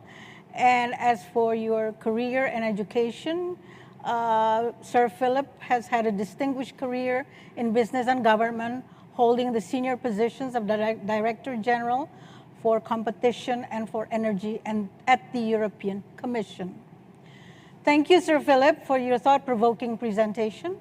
And I'll try to highlight a bit of your presentation, namely energy on the trilemma index, which has 3 core dimensions: energy security, energy equity, and environmental sustainability. OECD countries seem to dominate the top 10 countries with the highest trilemma index scores for 2021. And perhaps there might be some questions in this area. Thank you very much to all our distinguished speakers. We have now come to the question and answer session. I hope that there are already some interesting questions in the Q&A box from the Zoom webinar and meeting.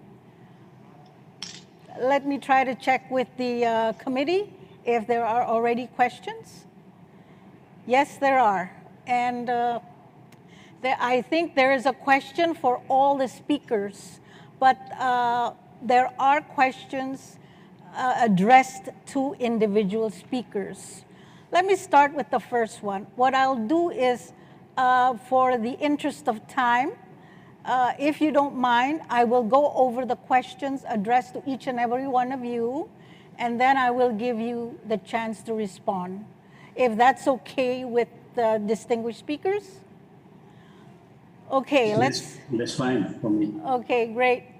All right, I'll start with the first one. This is addressed to the ADB representative. In your presentation, you mentioned regional cooperation as a way to strengthen energy security. Now, does ADB have any examples of this situation? And also, what are the issues that ADB often faces while building a cooperation on a regional scale? That's the first question. And the second question comes from Hartin Asrin to Bapak 𝗘𝗲𝗿𝗆. From your presentation about the Grand Energy Strategy, could you give a brief explanation of the short, mid, and long-term plan for electric vehicle implementation in Indonesia? Now, the third question goes to Ibu Emma from Wahyu Budiarto. I would like to ask Ibu Emma, what will be the most effective ways from the energy sector toward NZE in 2060?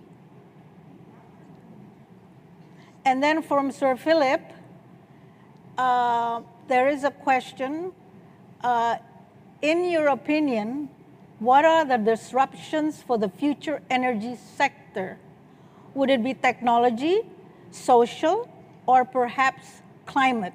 I think we'll stop right there with those 4 questions because there's going to be more. So I'll stop at that first. So perhaps could we have the representative from ADB to answer that question, please? Thank you.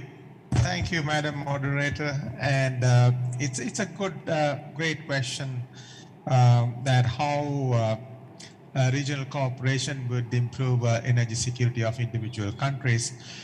In fact, when it comes to ADB own interventions, we are quite active in several regions. As you know, obviously in Southeast Asia, we have particularly Greater Mekong Sub-Region Cooperation, GMS. Then we have the Central and West Asia region. We have cooperation supported by ADB, CAREC, Central and West Asia Regional Economic Cooperation. And then in South Asia, we have SASEC, South Asia Sub-Regional Economic Cooperation. So these are 3 prominent regional cooperation initiatives where ADB is part and parcel of. Naturally, in these regions, you have countries with very high resource endowments, and particularly if you're talking of clean energy, you have hydropower resources in, let's say, in places like Laos, in places like Nepal, Bhutan. In the case of Central and West Asia region, you have huge gas resources in Central and West Asia region. So these resources can be shared within the region and of course even with the neighboring regions. Naturally, when you have this resource endowed in the region to be resources are used within the region, obviously energy security in the countries in the region improves. So these are some of the examples where we are very active in, and we try to help in particularly through cross-border trade and developing generation, power generation of cross-border nation. And the second part of the question was, what are the issues? Yeah. Now, naturally, if you carefully look at it, geopolitical issues are there always because these neighboring countries may not have the best of relationships sometimes. And so sometimes it's much easier to work bilaterally as against regionally in some of the experience we have had in these regions. So yeah, geopolitical issues play a major role when it comes to regional cooperation. And ADB as a honest broker is there to help these countries to ensure that such suspicion will not result in non-cooperation. So we usually sit in the middle, be in the interface, and be an honest broker to help these countries. And that's what we do, and that has been very, very effective in all these regions in this regard. Thank you. Thank you very much, Madam. Over to you. I think you've answered the second question when you answered the first part. So. Thank you. May I now invite Bapak Ego to answer the question addressed to him? Thank you, Madam Moderators. Let me respond to the question raised by Mr. Hatin Asfin regarding about the brief explanation about basically the roadmap of strategy to deploy electric vehicle in Indonesia. So basically our ministry we are in the process to prepare the grand energy strategy. The vision is to create national energy resilience and independence, of course. Our challenge is the energy demand. I think this is already common, everybody know. Our demand is increasing year by year. On the other hand, our energy supply capacity is limited. For example, our oil productions is going down quite significantly. Our crude and product import is increasing, and also LPG, we are still import LPG, mostly 70%. So basically one of our solutions in the grand strategy is we try to increase our oil production. This will be a long term. So for example, 2030, we have a vision to have a target for 1 billion barrel. But to straightforward for your question, Mr. Hatin, one of our solutions is to increase the use of electric vehicle in our grand strategy. So basically, we already have a roadmap, small roadmap, so cover short-term, medium-term, and long-term. So to give you an idea, our target in 2030 is, for example, we will have 2 million cars powered by electric vehicle. And by 2030, we plan to have 13 million motorcycles powered by electric vehicles. So if both motorcycles so basically total that is in 15 million unit of electric vehicles. This can reduce our BBM, our gasoline import approximately almost 70,000 barrels a day in 2030. So this is our vision that we are still working.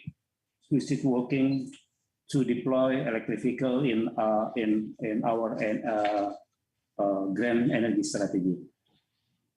Let me elaborate more detail about our strategy or our roadmap in short term. In short term, of course, we are now in the process to prepare the regulation on technical requirement and also we already have to prepare about the electric tariff for electric vehicle as well as the tax-free, and we enforce our industry to propose or to build the charging station and battery charging swapping. Also, in the short term, we really encourage and to encourage the taxi or the government official vehicle to start to use the electric vehicles. And just recently, we have a pilot project for converting the motorcycles from using the gasoline, using the electric battery. That is approximately our short-term strategy that we are going deploy for electric vehicle. For our medium term, of course, we prepare how we can give the incentive to the electric vehicle manufacturing, and also as well as we are in the process to propose for fiscal policy improvement, especially for the tax reductions, and also as we have quite abundant resource of nickel, we are proposed for our domestic industry to prepare for the battery manufacturing. And for the long term, we hope we can assemble or we can build electric vehicle manufacturing in our country. And this is still in the very early proposal that we are proposed for the implement of carbon tax, of course, in order to encourage the manufacturing of fossil fuel vehicle to reduce the production of fossil fuel cars. And the last thing is we target to stop or to propose to encourage to stop selling the regular car, in order to give a space to the electric vehicle to come into force in our transportation. That is approximately, Madam Moderators and Pak Hardin, that I can answer your question. Thank you. Thank you very much, Pak 𝗖𝗄𝗃𝗿𝗆, for your comprehensive answer. May I now invite Ibu Emma Rahmawati for the question addressed to you. Thank you, Madam Moderator. I would like to respond to the question raised by Ibu 𝗜𝗄𝗿𝗆𝗿𝗃. With regard to this net zero emission, of course, I would like to refer back to my previous presentation that the GHG emission level in year 2019, in which energy sector account for 34%, power sector contributed for around 14%. So it's almost 50% of the GHG emission from energy sector. That's why is power sector. We have to take into consideration how we could prioritize the GHG emission reduction in power sector, with the dominant use of coal.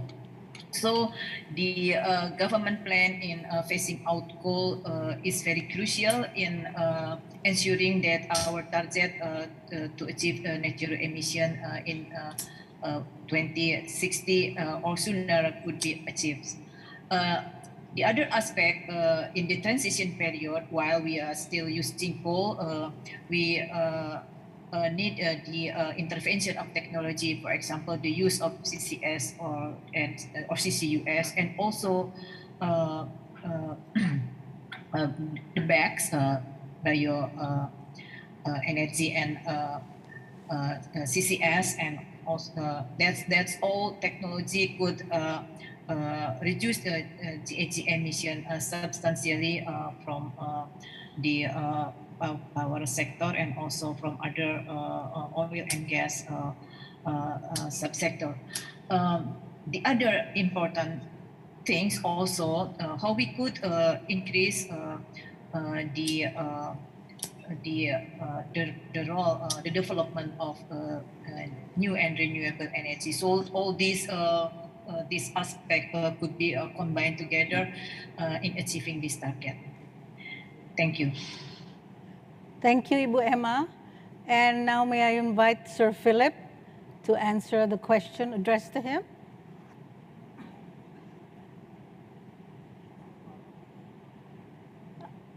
Thank you, Madam Chair. Before I answer the question, I'd just like to clarify one thing on respect of the ranking of countries, OECD countries, which is rather high and concentrated in OECD countries. There is in fact no room for complacency, even among those who are present high on the list. I take 4 examples. Germany has committed itself to elimination of nuclear energy production in Germany, but it has a very substantial energy mix in using brown coal.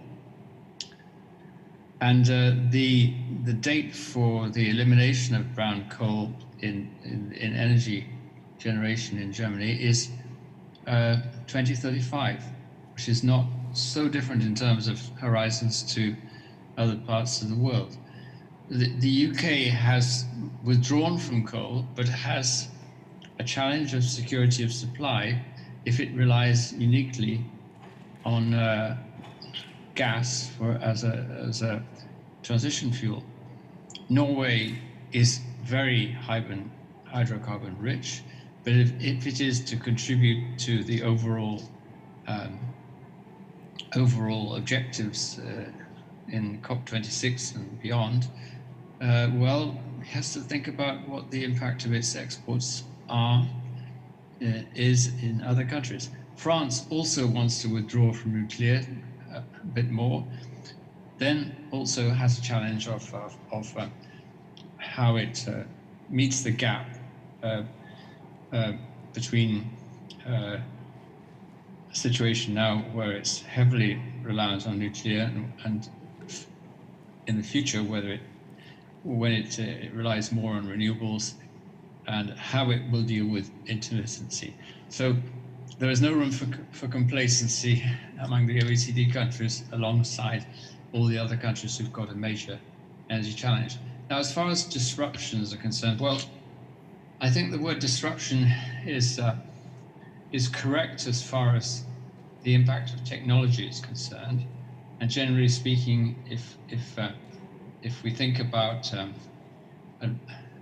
advances in battery technology, also the continued advances which reduce the costs of renewables, the advances made too in terms of management of systems. These are all things which technological progress will help us towards achieving CO2 emissions reduction.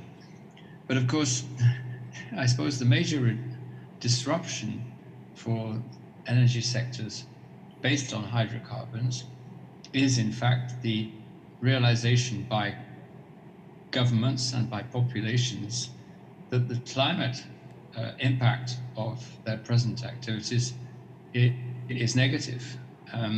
some of the remarks in the chat refer to the need to internalize the externalities of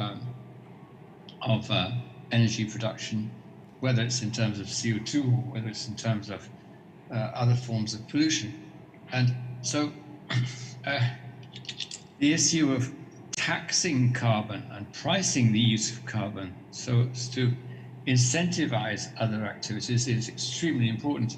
And that's not a disruption in itself. It is a question of determination of governments to put into effect legislation which will provide those incentives, and in fact, beyond that, change behavior in social terms.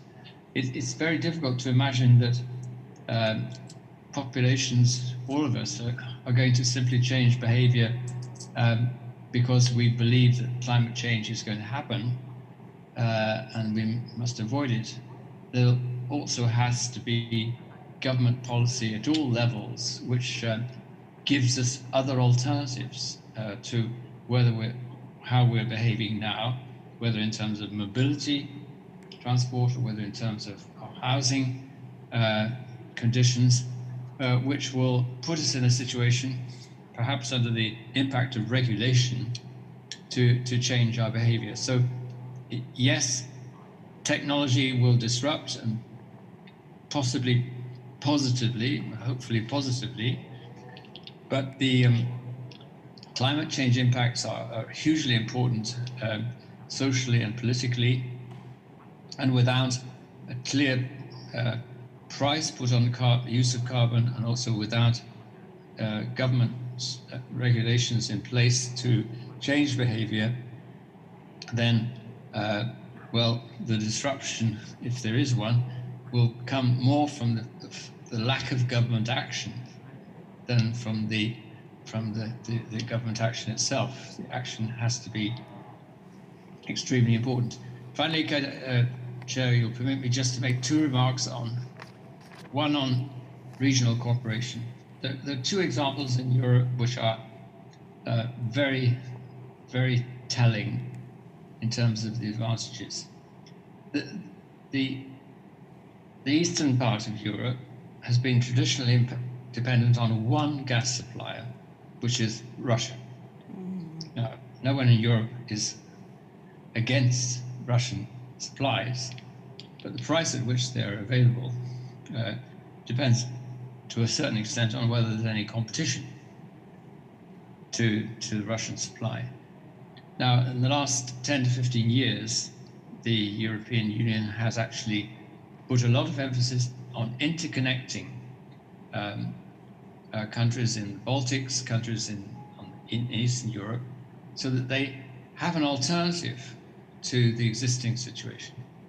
So that's already eliminating what were previously energy islands and making them making their energy economies more diverse. The second aspect of that is, if you have a larger network and it's a network based on renewables, wind and solar among them, then that network will have different characteristics according to the weather conditions. And if you have a large network across regions, then you have the possibility of dealing with an intermittency of renewables in a more efficient way than if you have simple siloed parcels of national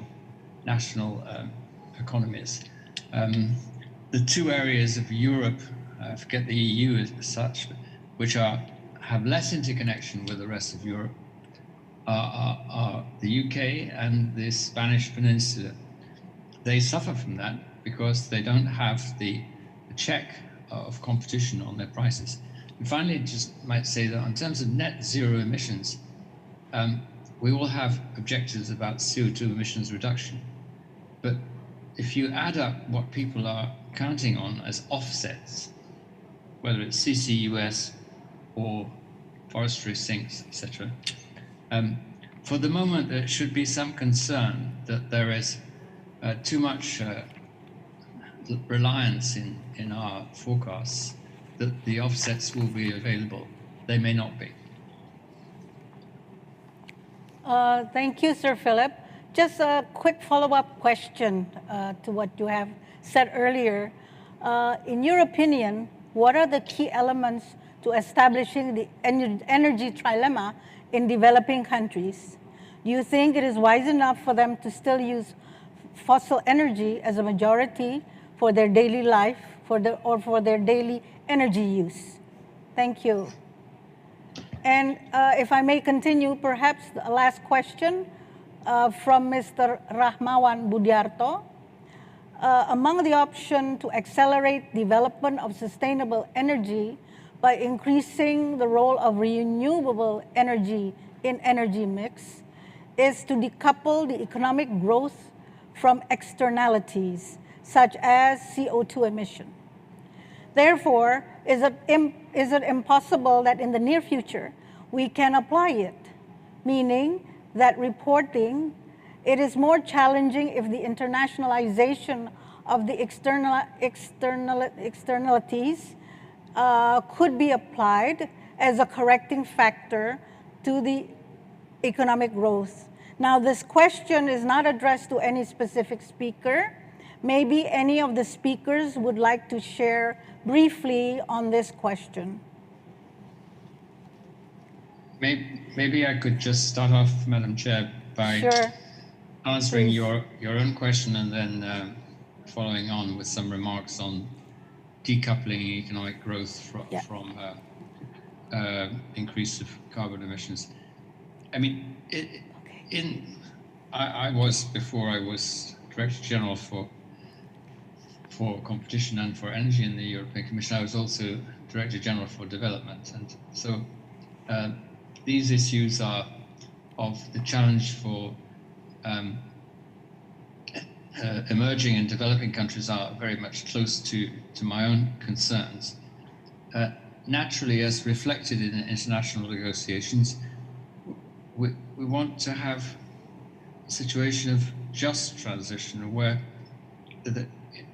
you take into account the challenges of transition in countries which are developing and growing. The issue of accessibility of energy is crucial, and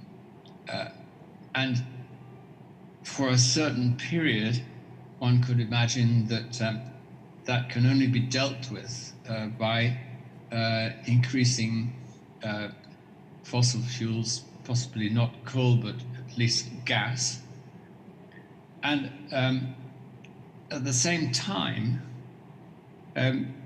there is huge potential for use of renewable energies on a decentralized basis in a lot of countries in Africa and elsewhere, which will enable daily use of energies such as for wells, such as for pumping stations, and for cooling, to take advantage of renewable energy without being dependent on supplies of energy from centralized stations in their countries, which requires a lot of infrastructure. So there is a challenge there, but the responses in terms of movement towards a much more sustainable system should take advantage of this possibility of leapfrogging over some of the traditional technologies and going for use of solar, wind, and other sources to the benefit of local use everywhere in developing countries. Now, on decoupling, I just want to say, I can't personally imagine that one can decouple without at least analyzing, at least putting some price on the use of carbon. That a price on carbon reflects the reflects those externalities.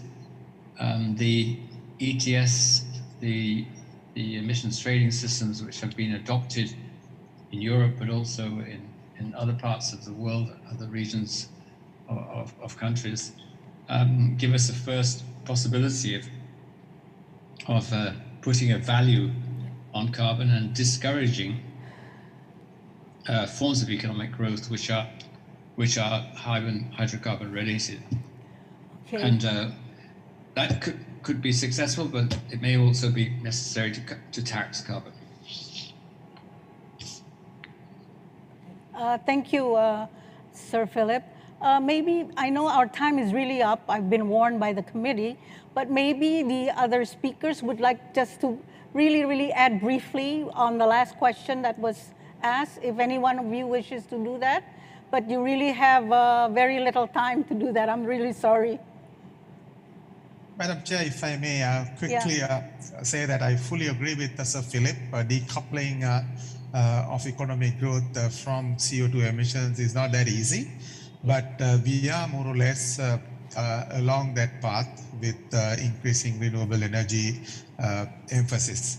And with new technologies, innovative technologies, we are seeing increasing use of renewable energy even without carbon pricing in the systems, and that will continue to happen with technology costs coming down. So decoupling will happen, but it will take a while, but it can be encouraged through carbon pricing. Thank you. Thank you. Maybe Bapak 𝗘𝗲𝗿𝗆 would like to say something briefly, sir.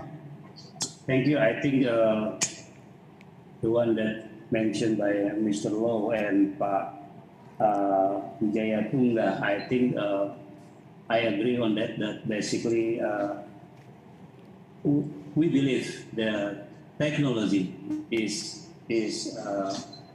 become more affordable. That is, for example, we 10 years ago, solar PV cost, for example, 2-digit, more than 10 cents US dollar per kWh. But now it's very competitive compared to the price of coal. It can be very competitive to 5 to 6 cents US dollar. So we believe the technology is improving, and also we are in the progress to propose carbon tax. So basically, the green economic development it can happen very soon. Thank you. Thank you, Pak 𝗘𝗲𝗿𝗆. Ibu Rahmawati, did you want to add something? But you only have like a half minute. I'm sorry. Yeah, thank you.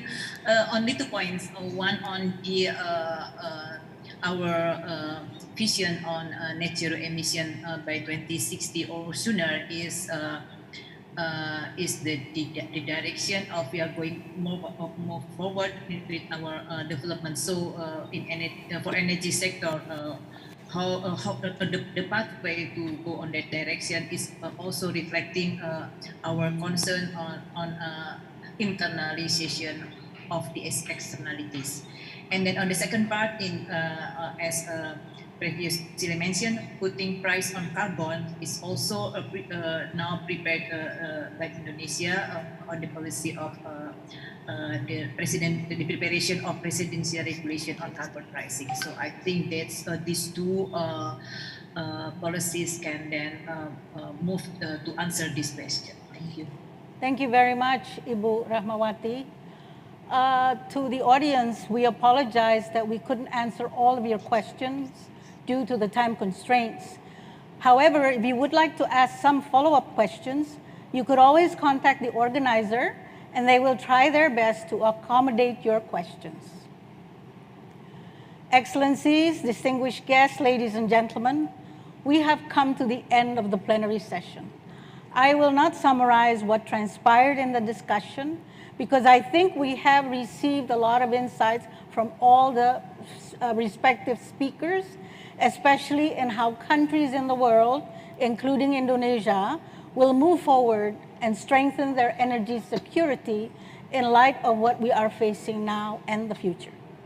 Nevertheless, I feel that we all have a lot of homework to do, and this does not only mean for the experts, the practitioners, but also the people as a whole, including the youth, who are expected to be the agents of change. Wouldn't you all agree with me that we had a valuable session tonight? And I hope that you have all enjoyed it and learned a lot as much as I did. A special thank you to all the panelists, Bapak Ego Syahrial, Mr. Prianta Wijayatunga, Ibu Emma Rahmawati, and Sir 𝗘𝗲𝗿𝗆 for their noteworthy presentations. I would also like to extend a word of appreciation to Bapak Professor Purnomo Yusgiantoro and the Purnomo Yusgiantoro Center for hosting this important and timely conference, for which we have benefited a lot from. And now, before I give back the floor to the MC, let me invite all speakers to take a photo session together.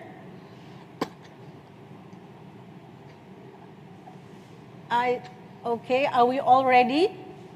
Please give your biggest smile. 1, 2, 3.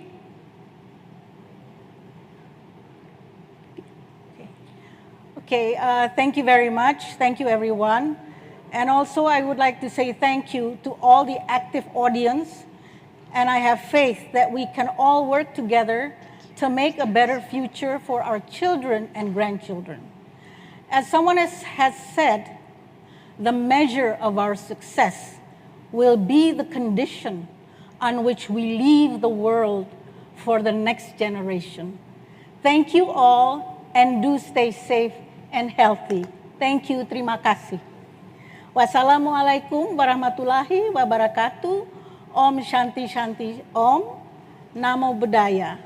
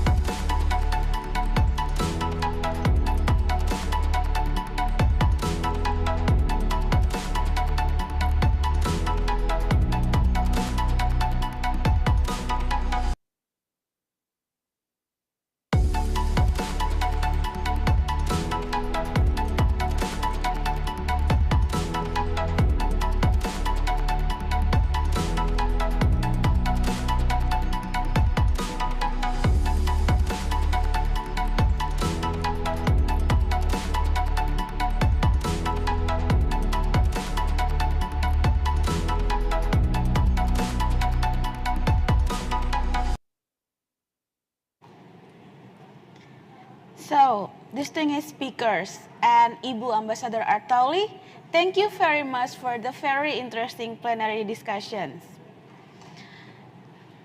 Now, Bu Artauli previously mentioned that youth as the agent of change. So, as part of the 𝗖𝗍 pre-event, we have held various competitions, started from February 2021, and now, finally, we are thrilled to announce the winners.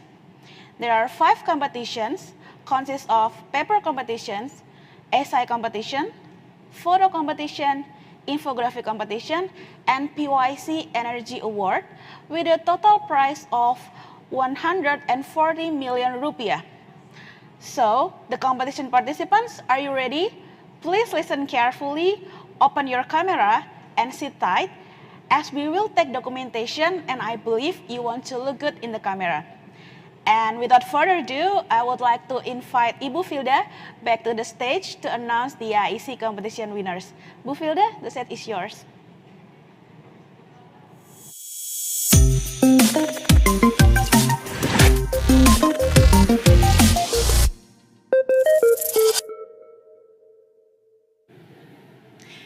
Distinguished ladies and gentlemen, I hope you had an insightful discussion during this strategic talk and plenary session. Now it's time for announcing the winner of our pre-event competitions. We have held infographic, essays, photos, and paper competitions, and also PYC Energy Award. The competition provides platforms for the public interest in energy, environment, and sustainable future to voice their ideas and work.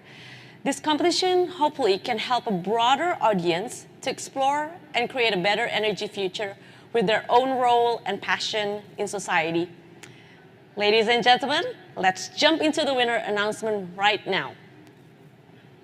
The winner of infographic competition. The third winner is 𝗖𝗲𝗄𝗎 with the theme of sustainable and resilient waste to energy by self-sufficient anaerobic digestion. The second winner is Margaret and Ivana Sanata with the theme of photovoltaics utilizing solar power in daily life. The first winner, Angela Nadia Cahyanovita, Nadia Mahardika Rafif, and Yolanda Lisu Sumbung with the theme of self-powered building from ITB Indonesia. And the favorite winner is Angela Nadia Cahyanovita, Nadia Mahardika Rafif, and Yolanda Lisu Sumbung with the self-powered building, the title of the infographic. Congratulations. Now, the winners for photo competition. The third winner is Imade Bagus Pradipa Nala Permana from Junior High School PGRI 8 Denpasar, Indonesia. The second winner, Eliezer Kristiawan II Lembang from Surabaya, Indonesia. The first winner is Ki Muhammad Arsyad from Universitas Pertamina Indonesia with the title Electrical Grid Security, the responsibility to maintain a secure and reliable electric grid in place for cyber and physical security. And the last part, for the favorite winner, is Ki Muhammad Arsyad again. Congratulations. Now, the winners for 𝗖𝗲 competition.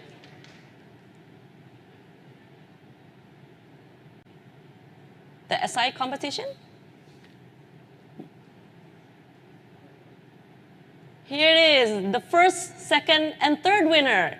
The first winner goes to Faiz Raviza Ahmadani and Raffi Akwari from Universitas Gadjah Mada with the title of Why Multi-Approach Policy Interventions Matter to Accelerate Indonesia's Energy Transition. The second winner is from Fauzi Yusupandi from ITB Bandung, Indonesia with the title of Geothermal as an Alternative Path Toward Energy and Lithium Sovereignty.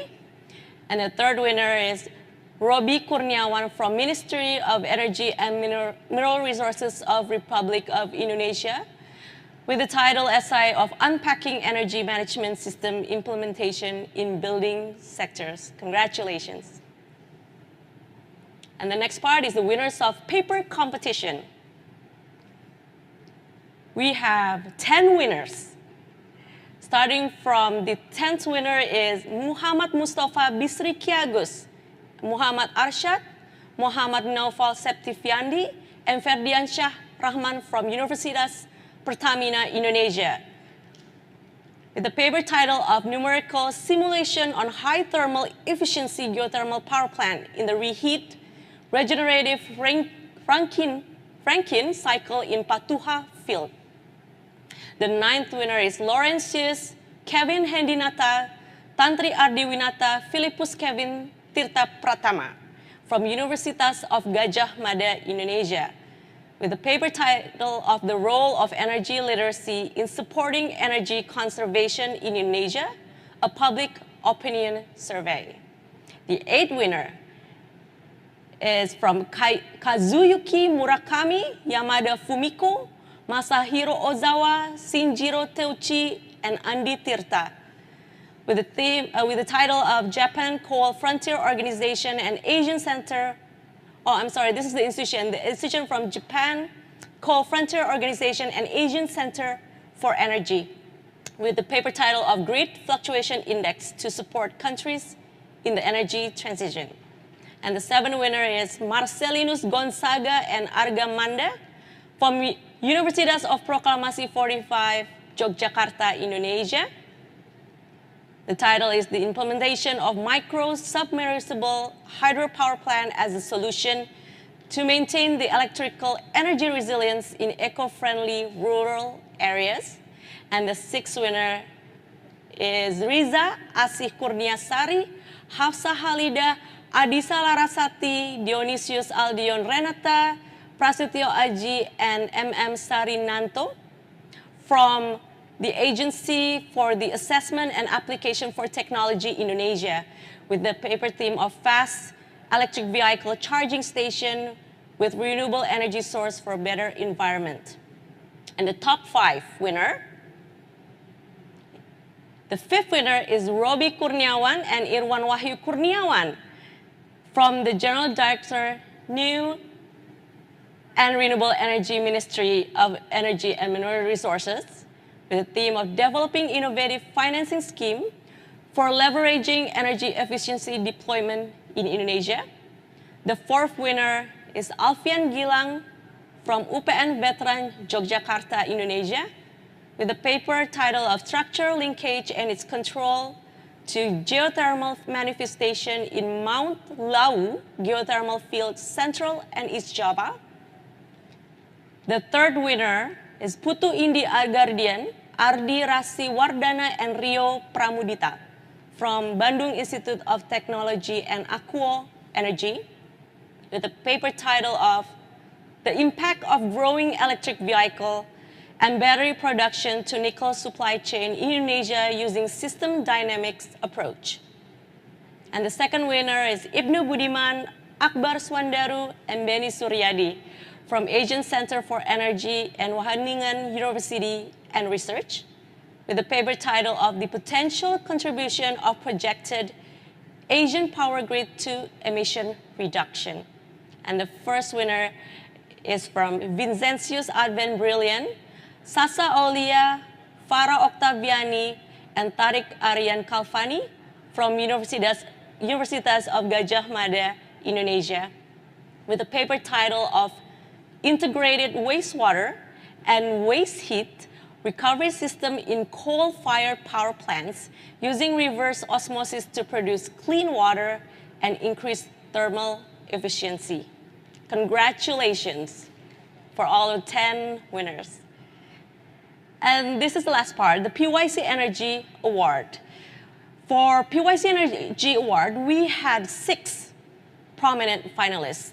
They have presented an impactful project, and it was hard for us to select only 2 winners. And finally, we proudly announced the 2 selected winners. The first one is 𝗂𝘃𝗁𝗃𝗃𝗄𝗃. 𝗂𝘃𝗁𝗃𝗃𝗃 is the climate tech startup that upgrades the value chain of used cooking oil-based biodiesel using cutting-edge technologies in order to improve both environment and sustainable energy sector at once. And the second one is PT Sumba Solusi Alam. PT Sumba Solusi Alam is a startup company that aims to empower society for the advancement of inclusive innovation with environmental friendly methods in Sumba Island, Indonesia. So congratulations to all the winners. We're really grateful for all of the participants in this great events, in these competitions. And I will give back to Ms. Ayu to end the session. Thank you.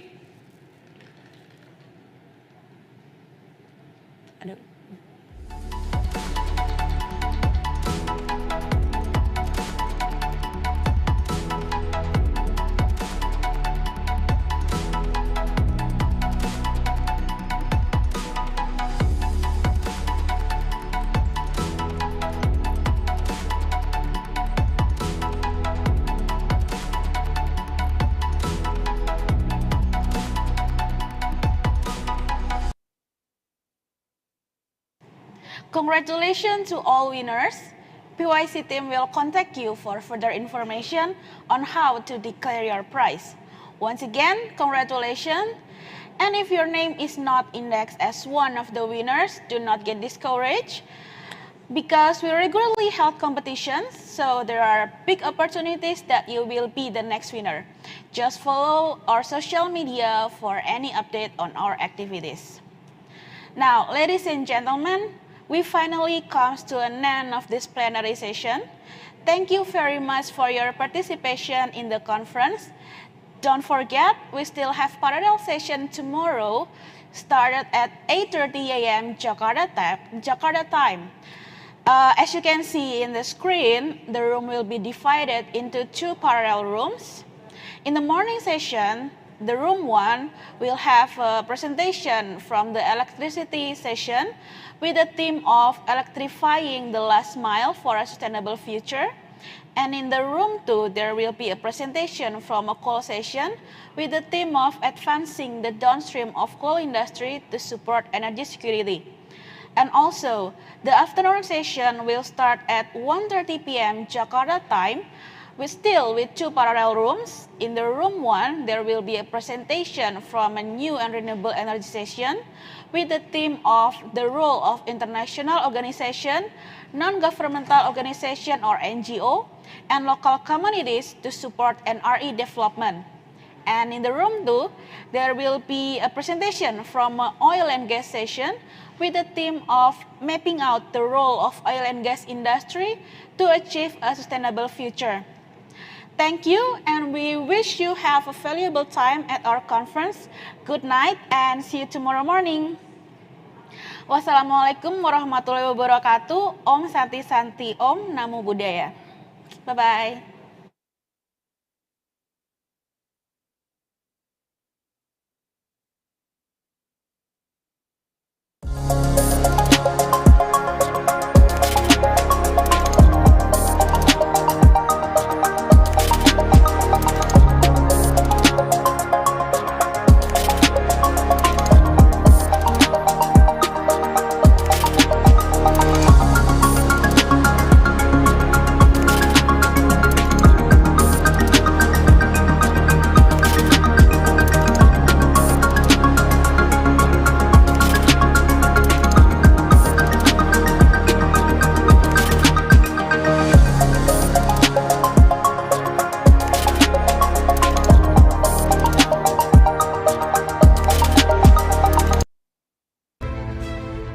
Sejalan dengan kebutuhan akan listrik yang semakin tinggi, PLN terus berupaya mengejar target rasio elektrifikasi 99,9%.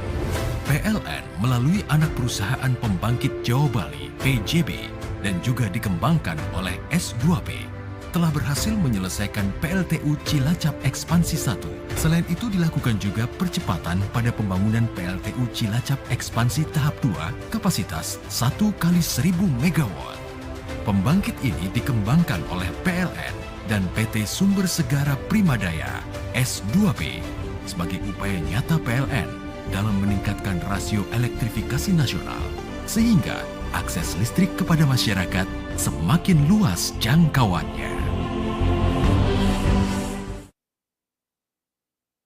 I do hope that the PYC will contribute to the society, to the nation, to the state, for the good of the national development. Not only in the area of mining and energy and the defense, but also in the social and culture. And that's what we are developing now.